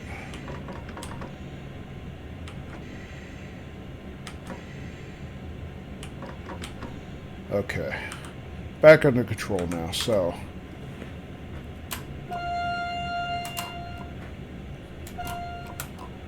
so JD, you say the rifles that you use when you really get into drill are 9 to 10 pounds and are metal. Oh, okay. Gotcha. Yeah, I mean, they're rifles. I'm sure they would be mostly metal. I think I was mainly talking about the handle.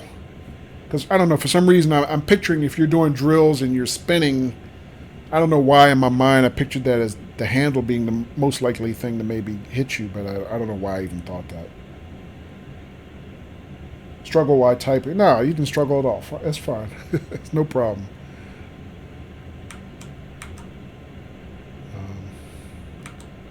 JD, do you have a military tradition in your family? Like, was your father or mother or grandparents involved in the military?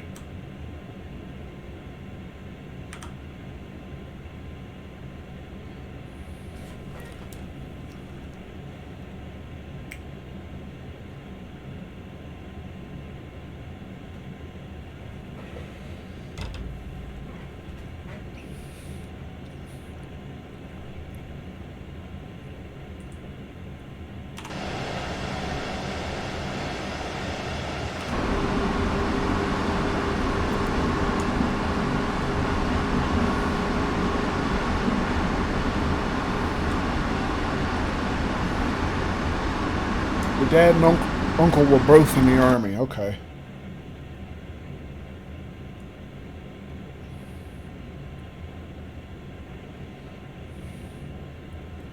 Alright, we are 1 mile out from our next station stop. Unfortunately, we're 2 minutes late.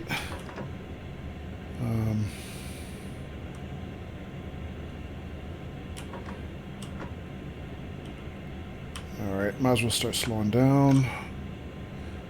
Inside of a mile now.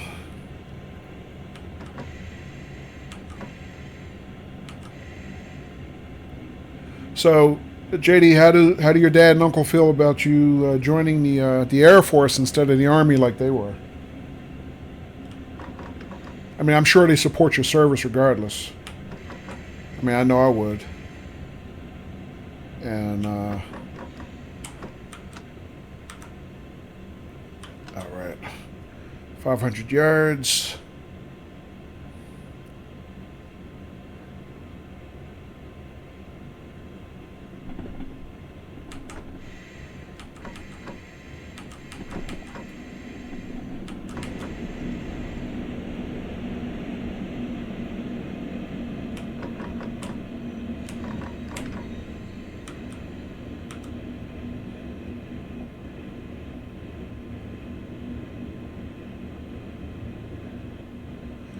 Alright, we are late, boys and girls, but at least we're hitting our stops this time.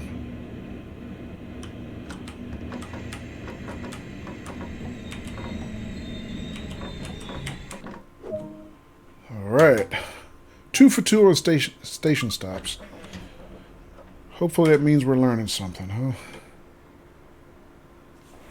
All right.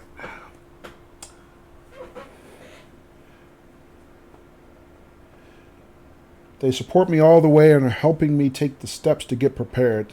That's good. I'm glad to hear that. I wouldn't expect anything else, to be honest, JD.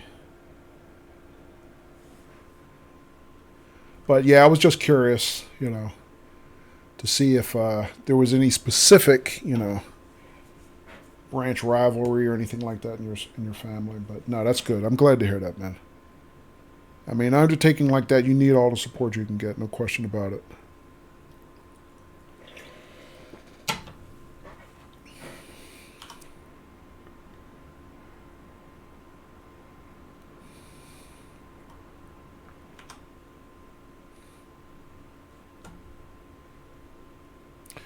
All right. Passengers are loaded. Close the doors.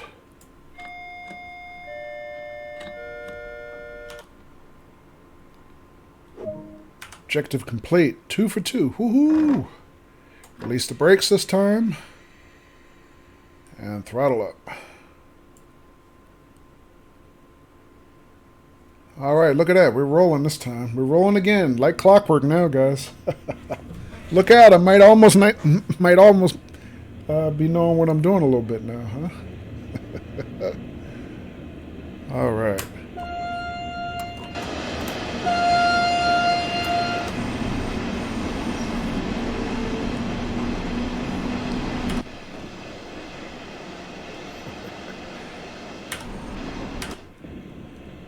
So, Gorilla, what you up to right now? I guess we're kind of doing parallel streams here, or at least parallel playthroughs. Anyway, I don't know if you're streaming right now.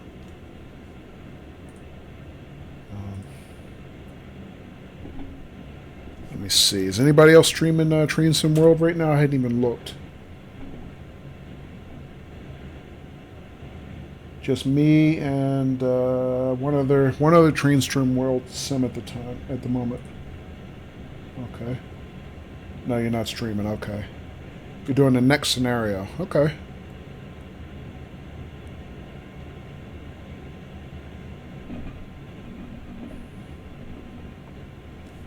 Let me check my map here briefly.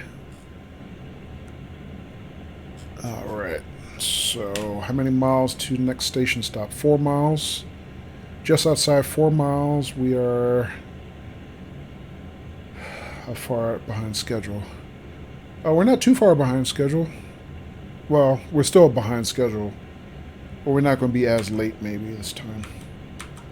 Let me pick it up a little bit. See if I can make up some time for a change. Yeah, Gorilla, it is very late where you are. You guys are 6 hours ahead of us, so... Yeah. Yeah, it's at 4:30 in the morning over there now. Well, I appreciate you hanging with me tonight, man. It's good to have you here. JD says, reason I want to go into the Air Force instead of Army is because I've always had a huge fascination with jets and helicopters. Me too, JD. Me too. I mean, to be honest, like I said, I was always into flight sims and things like that. And if I had the peepers for it, I definitely would. That would have been a career I would have liked to have pursued. Military aviation. But I don't have 20/20 vision uncorrected, so that's something I would have never had a shot at doing. But I do remember, like I said, my roommate when I was in college, he was an Army ROTC, and I am way over the speed limit again because I'm running my mouth. Excuse me 1 second, guys. Try to get this thing back under control before I derail or something. But in addition to that, another friend of mine, he was in a class ahead of me. He was basically a regular college student. He wasn't even in ROTC at the time, and I don't even think, because I went to college for mechanical engineering. I don't even think he was an engineer. I think he was actually a business major. Really good at math though, because matter of fact, I remember he tutored me at math early in my freshman year, and that's how we got to become friends. And when he graduated, I found out later that out of the blue, he joined. He went to OTC for Navy, and a couple of years later, you know, he's flying F-18s off of aircraft carriers, and I thought that was the most awesome thing. You know, his name was Bruce Dillard. He actually went on to become a Blue Angel as well. So he really had his shit together, and that was just one of those kind of things. At the time, I was like, that's something I never even thought about. You know, going to OTC and having that kind of career. And yeah, man, that was a fascination that I always had as well. Just never, it was never quite something that I would have been able to qualify for. Yeah, but good luck to you, JD. Whatever you choose to do, I'm sure you will be a better man for the opportunity. And good luck to you, whatever you decide to do. Much respect. Alright, let's start breaking this down a little bit. Inside of a mile.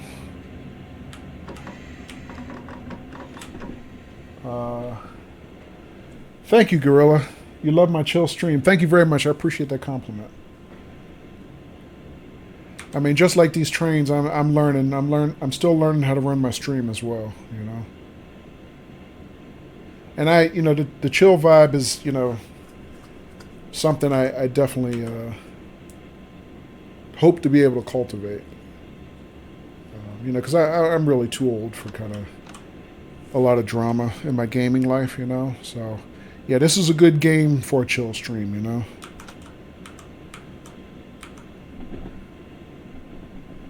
All right, 300 yards. Couple toots for safety. Throttle off, brake up.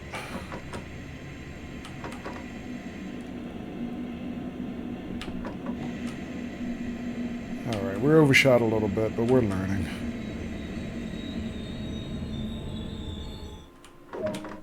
Alright.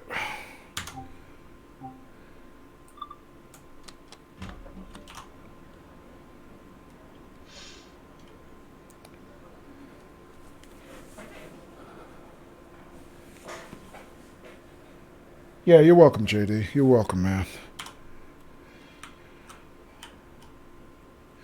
JD, are your uncle and your oh, I didn't unlock the doors. I could have sworn I did.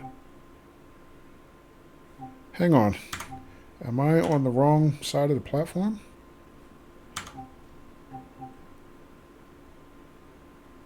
No, they're open. I'm just confused.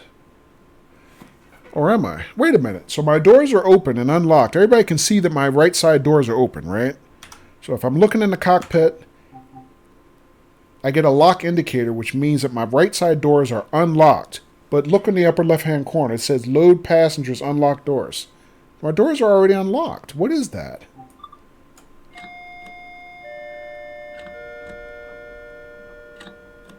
See? We got the glitch again, guys. Let me do that again.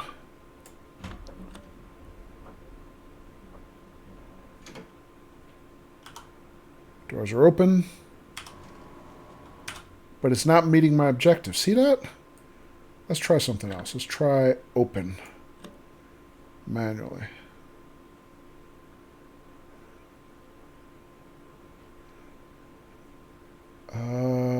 Okay.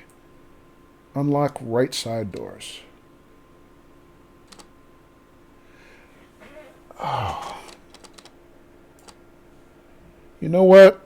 I don't know if anybody was here early enough when we had our friend Bald and Old was here on stream. I remember him warning me about Now that, you know what, I just remembered. He warned me about this. He said there's a glitch where you tell the train is giving you instructions to unlock one side of the doors, but somehow the other side is the one you have to switch. It's glitched. I think we hit the glitch. I think that's what it is. Because we can see it's a right side platform. My doors are open. I unlocked the right side doors, but the prompt is still telling me unlock the doors. Well, they are unlocked. Now, if I could just remember what he told me to do about it. I guess he told me just unlock the other side. Let's try that.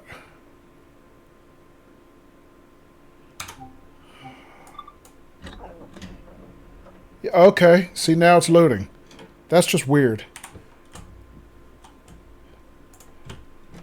Now it's loading. But nobody's on this side. But I had to open that side just to get the other people to start boarding. Isn't that weird? So yeah, we definitely still got some glitches here. Alright, so at least now I know what that was.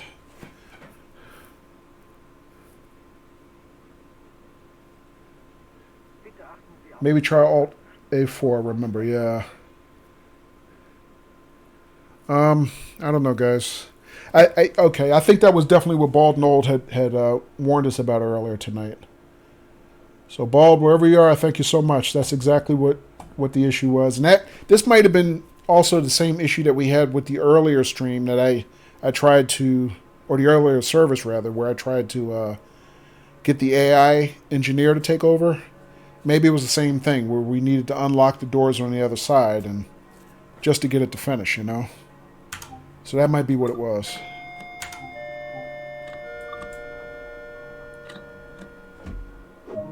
Okay, objective complete. So yeah, that was it. Yeah, that was the issue. Alright, release our brakes.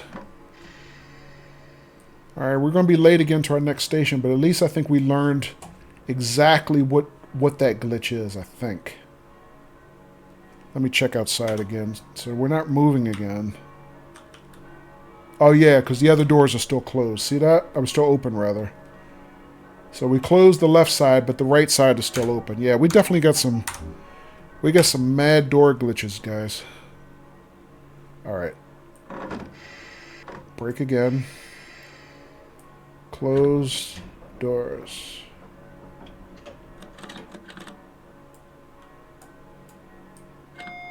Close doors.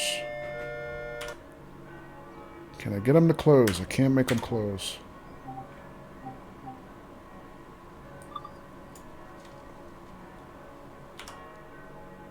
Oh, they're closing now, so maybe we can actually get rolling now. Alright. Try it again. Release the brake. Forward reverser. Throttle up.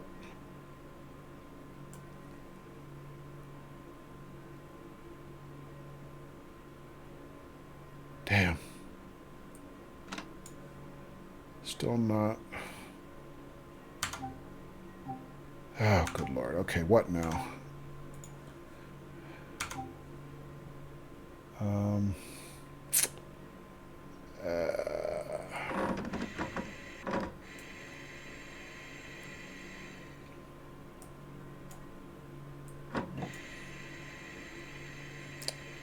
Probably shouldn't have done that, but that's okay.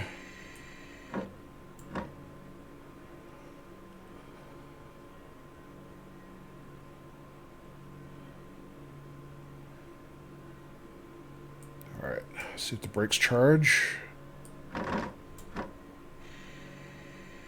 Alright, brakes are charged. Try the magic CIFA button, see if that does anything this time, and throttle up again. Okay, now we're rolling. Alright. So the doors are clearly an issue, but there's also something else going on. I think you're right, Gorilla. I think it's related to the CIFA control as well. I think we have two things working against us at the same time.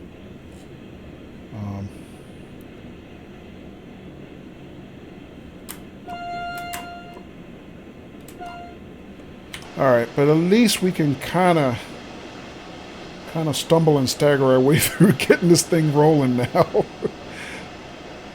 We're not quite at professional level service yet, but we're starting to learn how to check off the trouble spots at least. All right.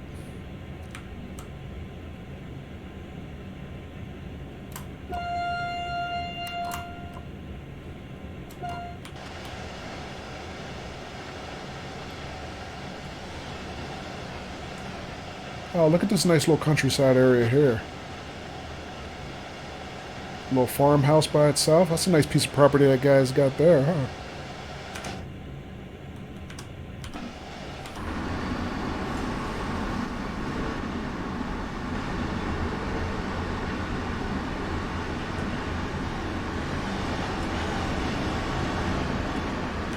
You know, it's funny, as I drive through areas like this, I'm starting to see how... I mean, I know I see a lot of people online who... they complain a lot. I should say complain a lot, but one of the complaints or requests for improvement is they'd like to see longer routes, you know? And they're like, you know, well, the route only goes half as far as it would in real life. Why can't they just add the other half? But driving through areas like this, they're you know, just gorgeous and well presented and with, you know, a lot of detail, frankly, that is kind of almost just getting half thrown away because you can't get out and walk it. I mean, think how long all this takes to model, you know? So I'm kind of, I guess, starting to see that might be a major factor as to why we don't get longer routes. I mean, this is a lot of work that they put into what we do have, I'm sure. Okay.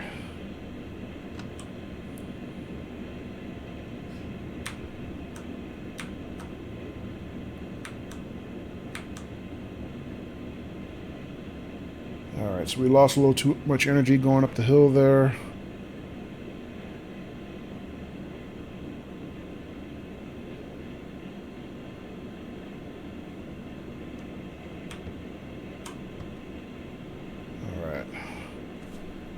Alright, we're recovering now. Okay, not bad, not bad, not bad.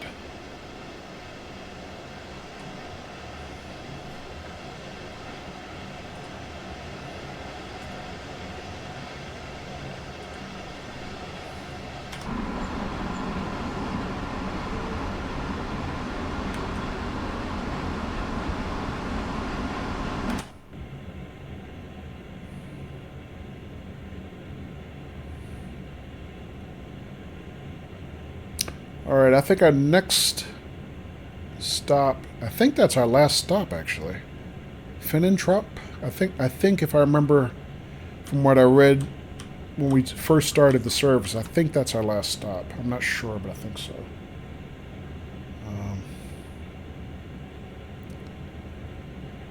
We shall see. TS19 will have longer routes because TS18 are only 32 bits, and next year it will be 64 bits. Oh, okay. Well, good. I'm glad to hear somebody's getting the longer routes they want.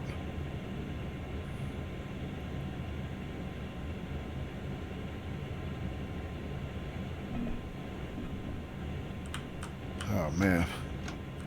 I've seriously got to work on controlling my speed better.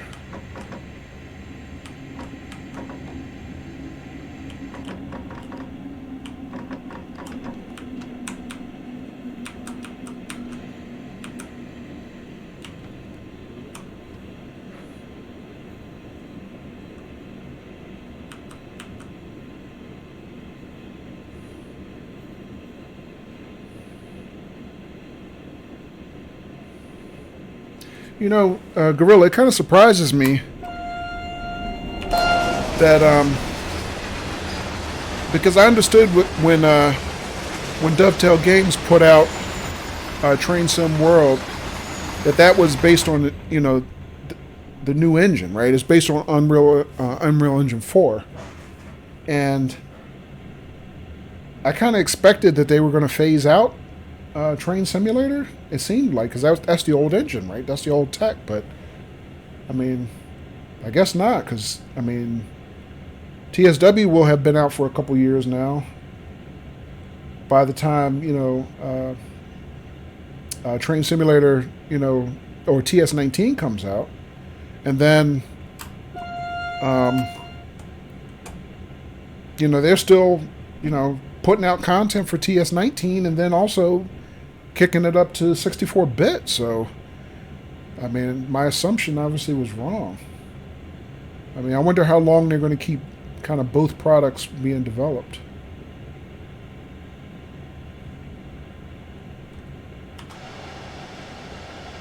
Wow, look at that. We're passing this huge lumber yard. I mean, somebody took the time to model all that. Look at that. That's amazing.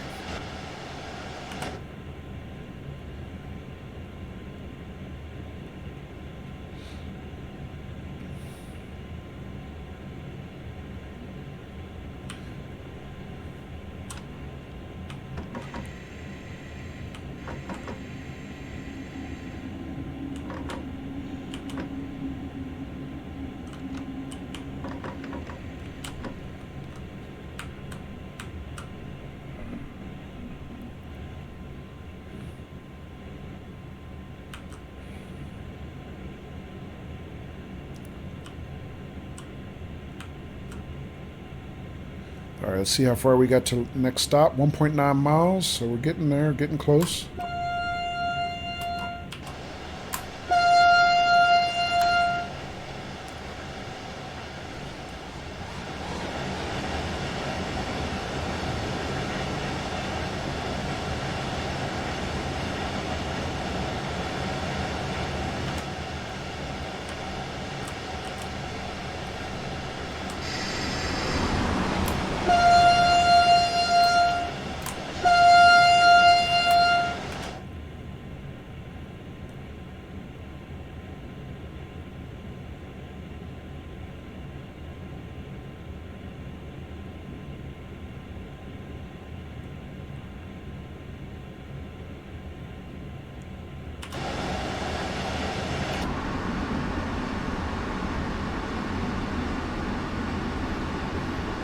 All right, 1.2 miles to Finnentrop.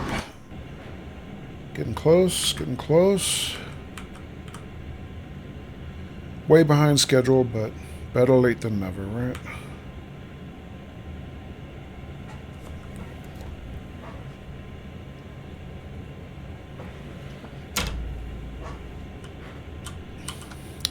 All right, inside of a mile.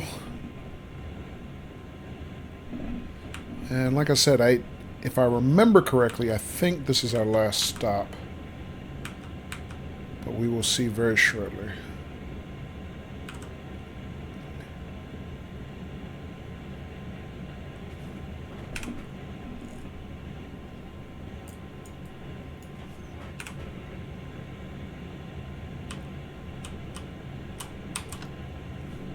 All right.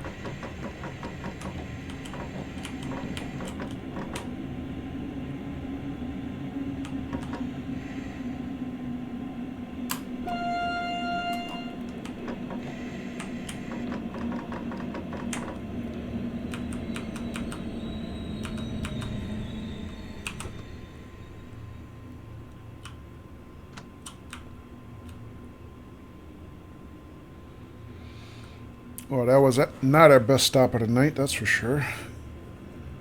But at least we got here. All right.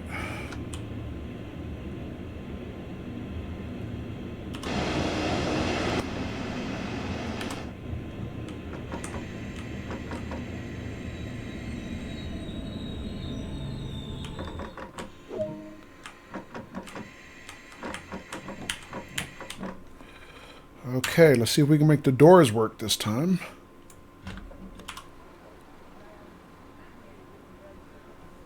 All right, looks like they're working now. Passengers are loading.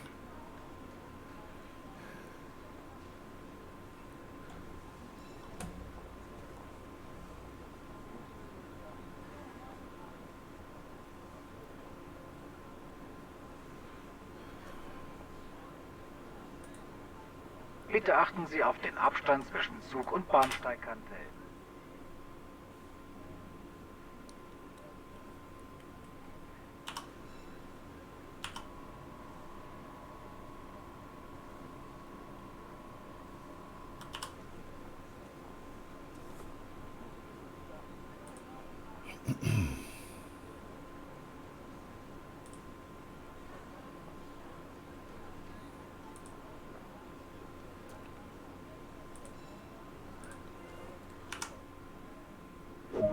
All right, and that is it.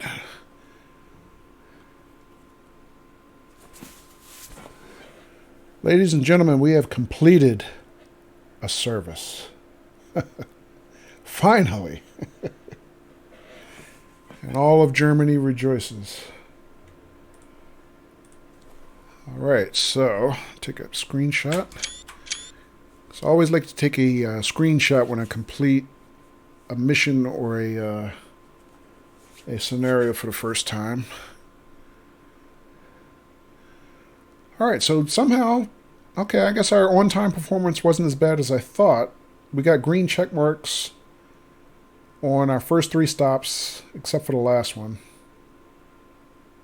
So I guess there's some tolerance. I mean,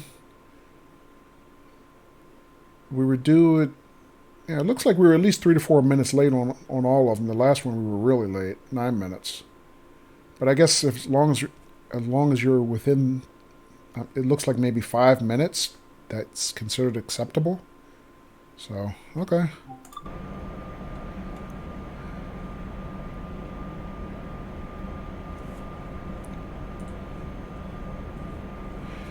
Thank you, Gorilla.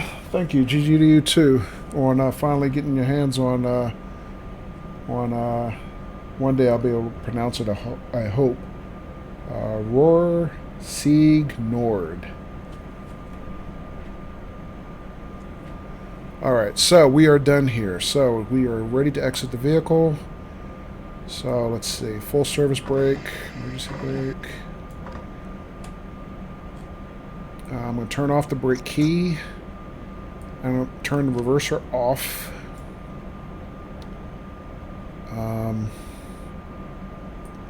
Oh, my throttle wasn't even all the way off. Silly me. Let's see. Is there anything else I should be doing to be a responsible engineer to turn this thing over? Probably not. Alright. So let's just get off this sucker. Get out of here.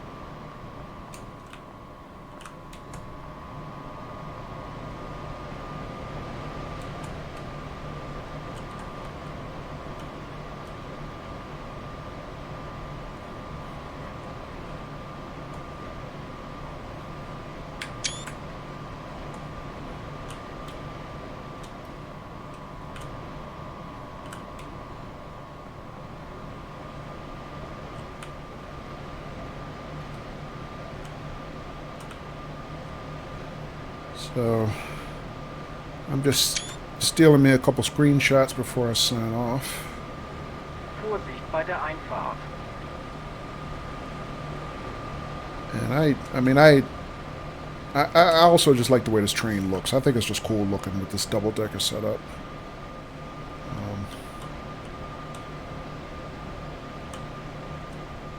This is definitely one of the cooler DLCs, I have to say.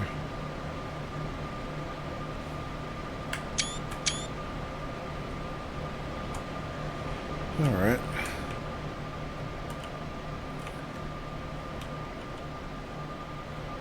How far up can I walk into this village here? Yes. Alright. And the AI engineer has taken over.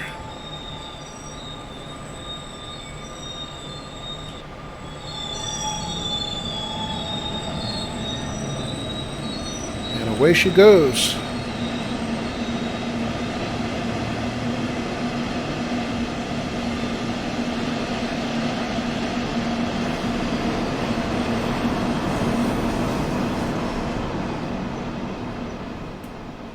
And that is it, ladies and gentlemen. We are done. Our first service successfully. And I think that is going to be it for me for tonight's stream. And this has been a lot of fun for me. I hope everybody who dropped in and watched and chatted and gave advice and everything to help me enjoyed it as much as I did. I really had a good time tonight, guys and gals. I really appreciate you guys spending time with me here tonight. Definitely appreciate all the encouragement and the participation, and as well as all the follows. Guys and gals, again, thanks. Have a good night. Have a chill night. And I'll see you again next time.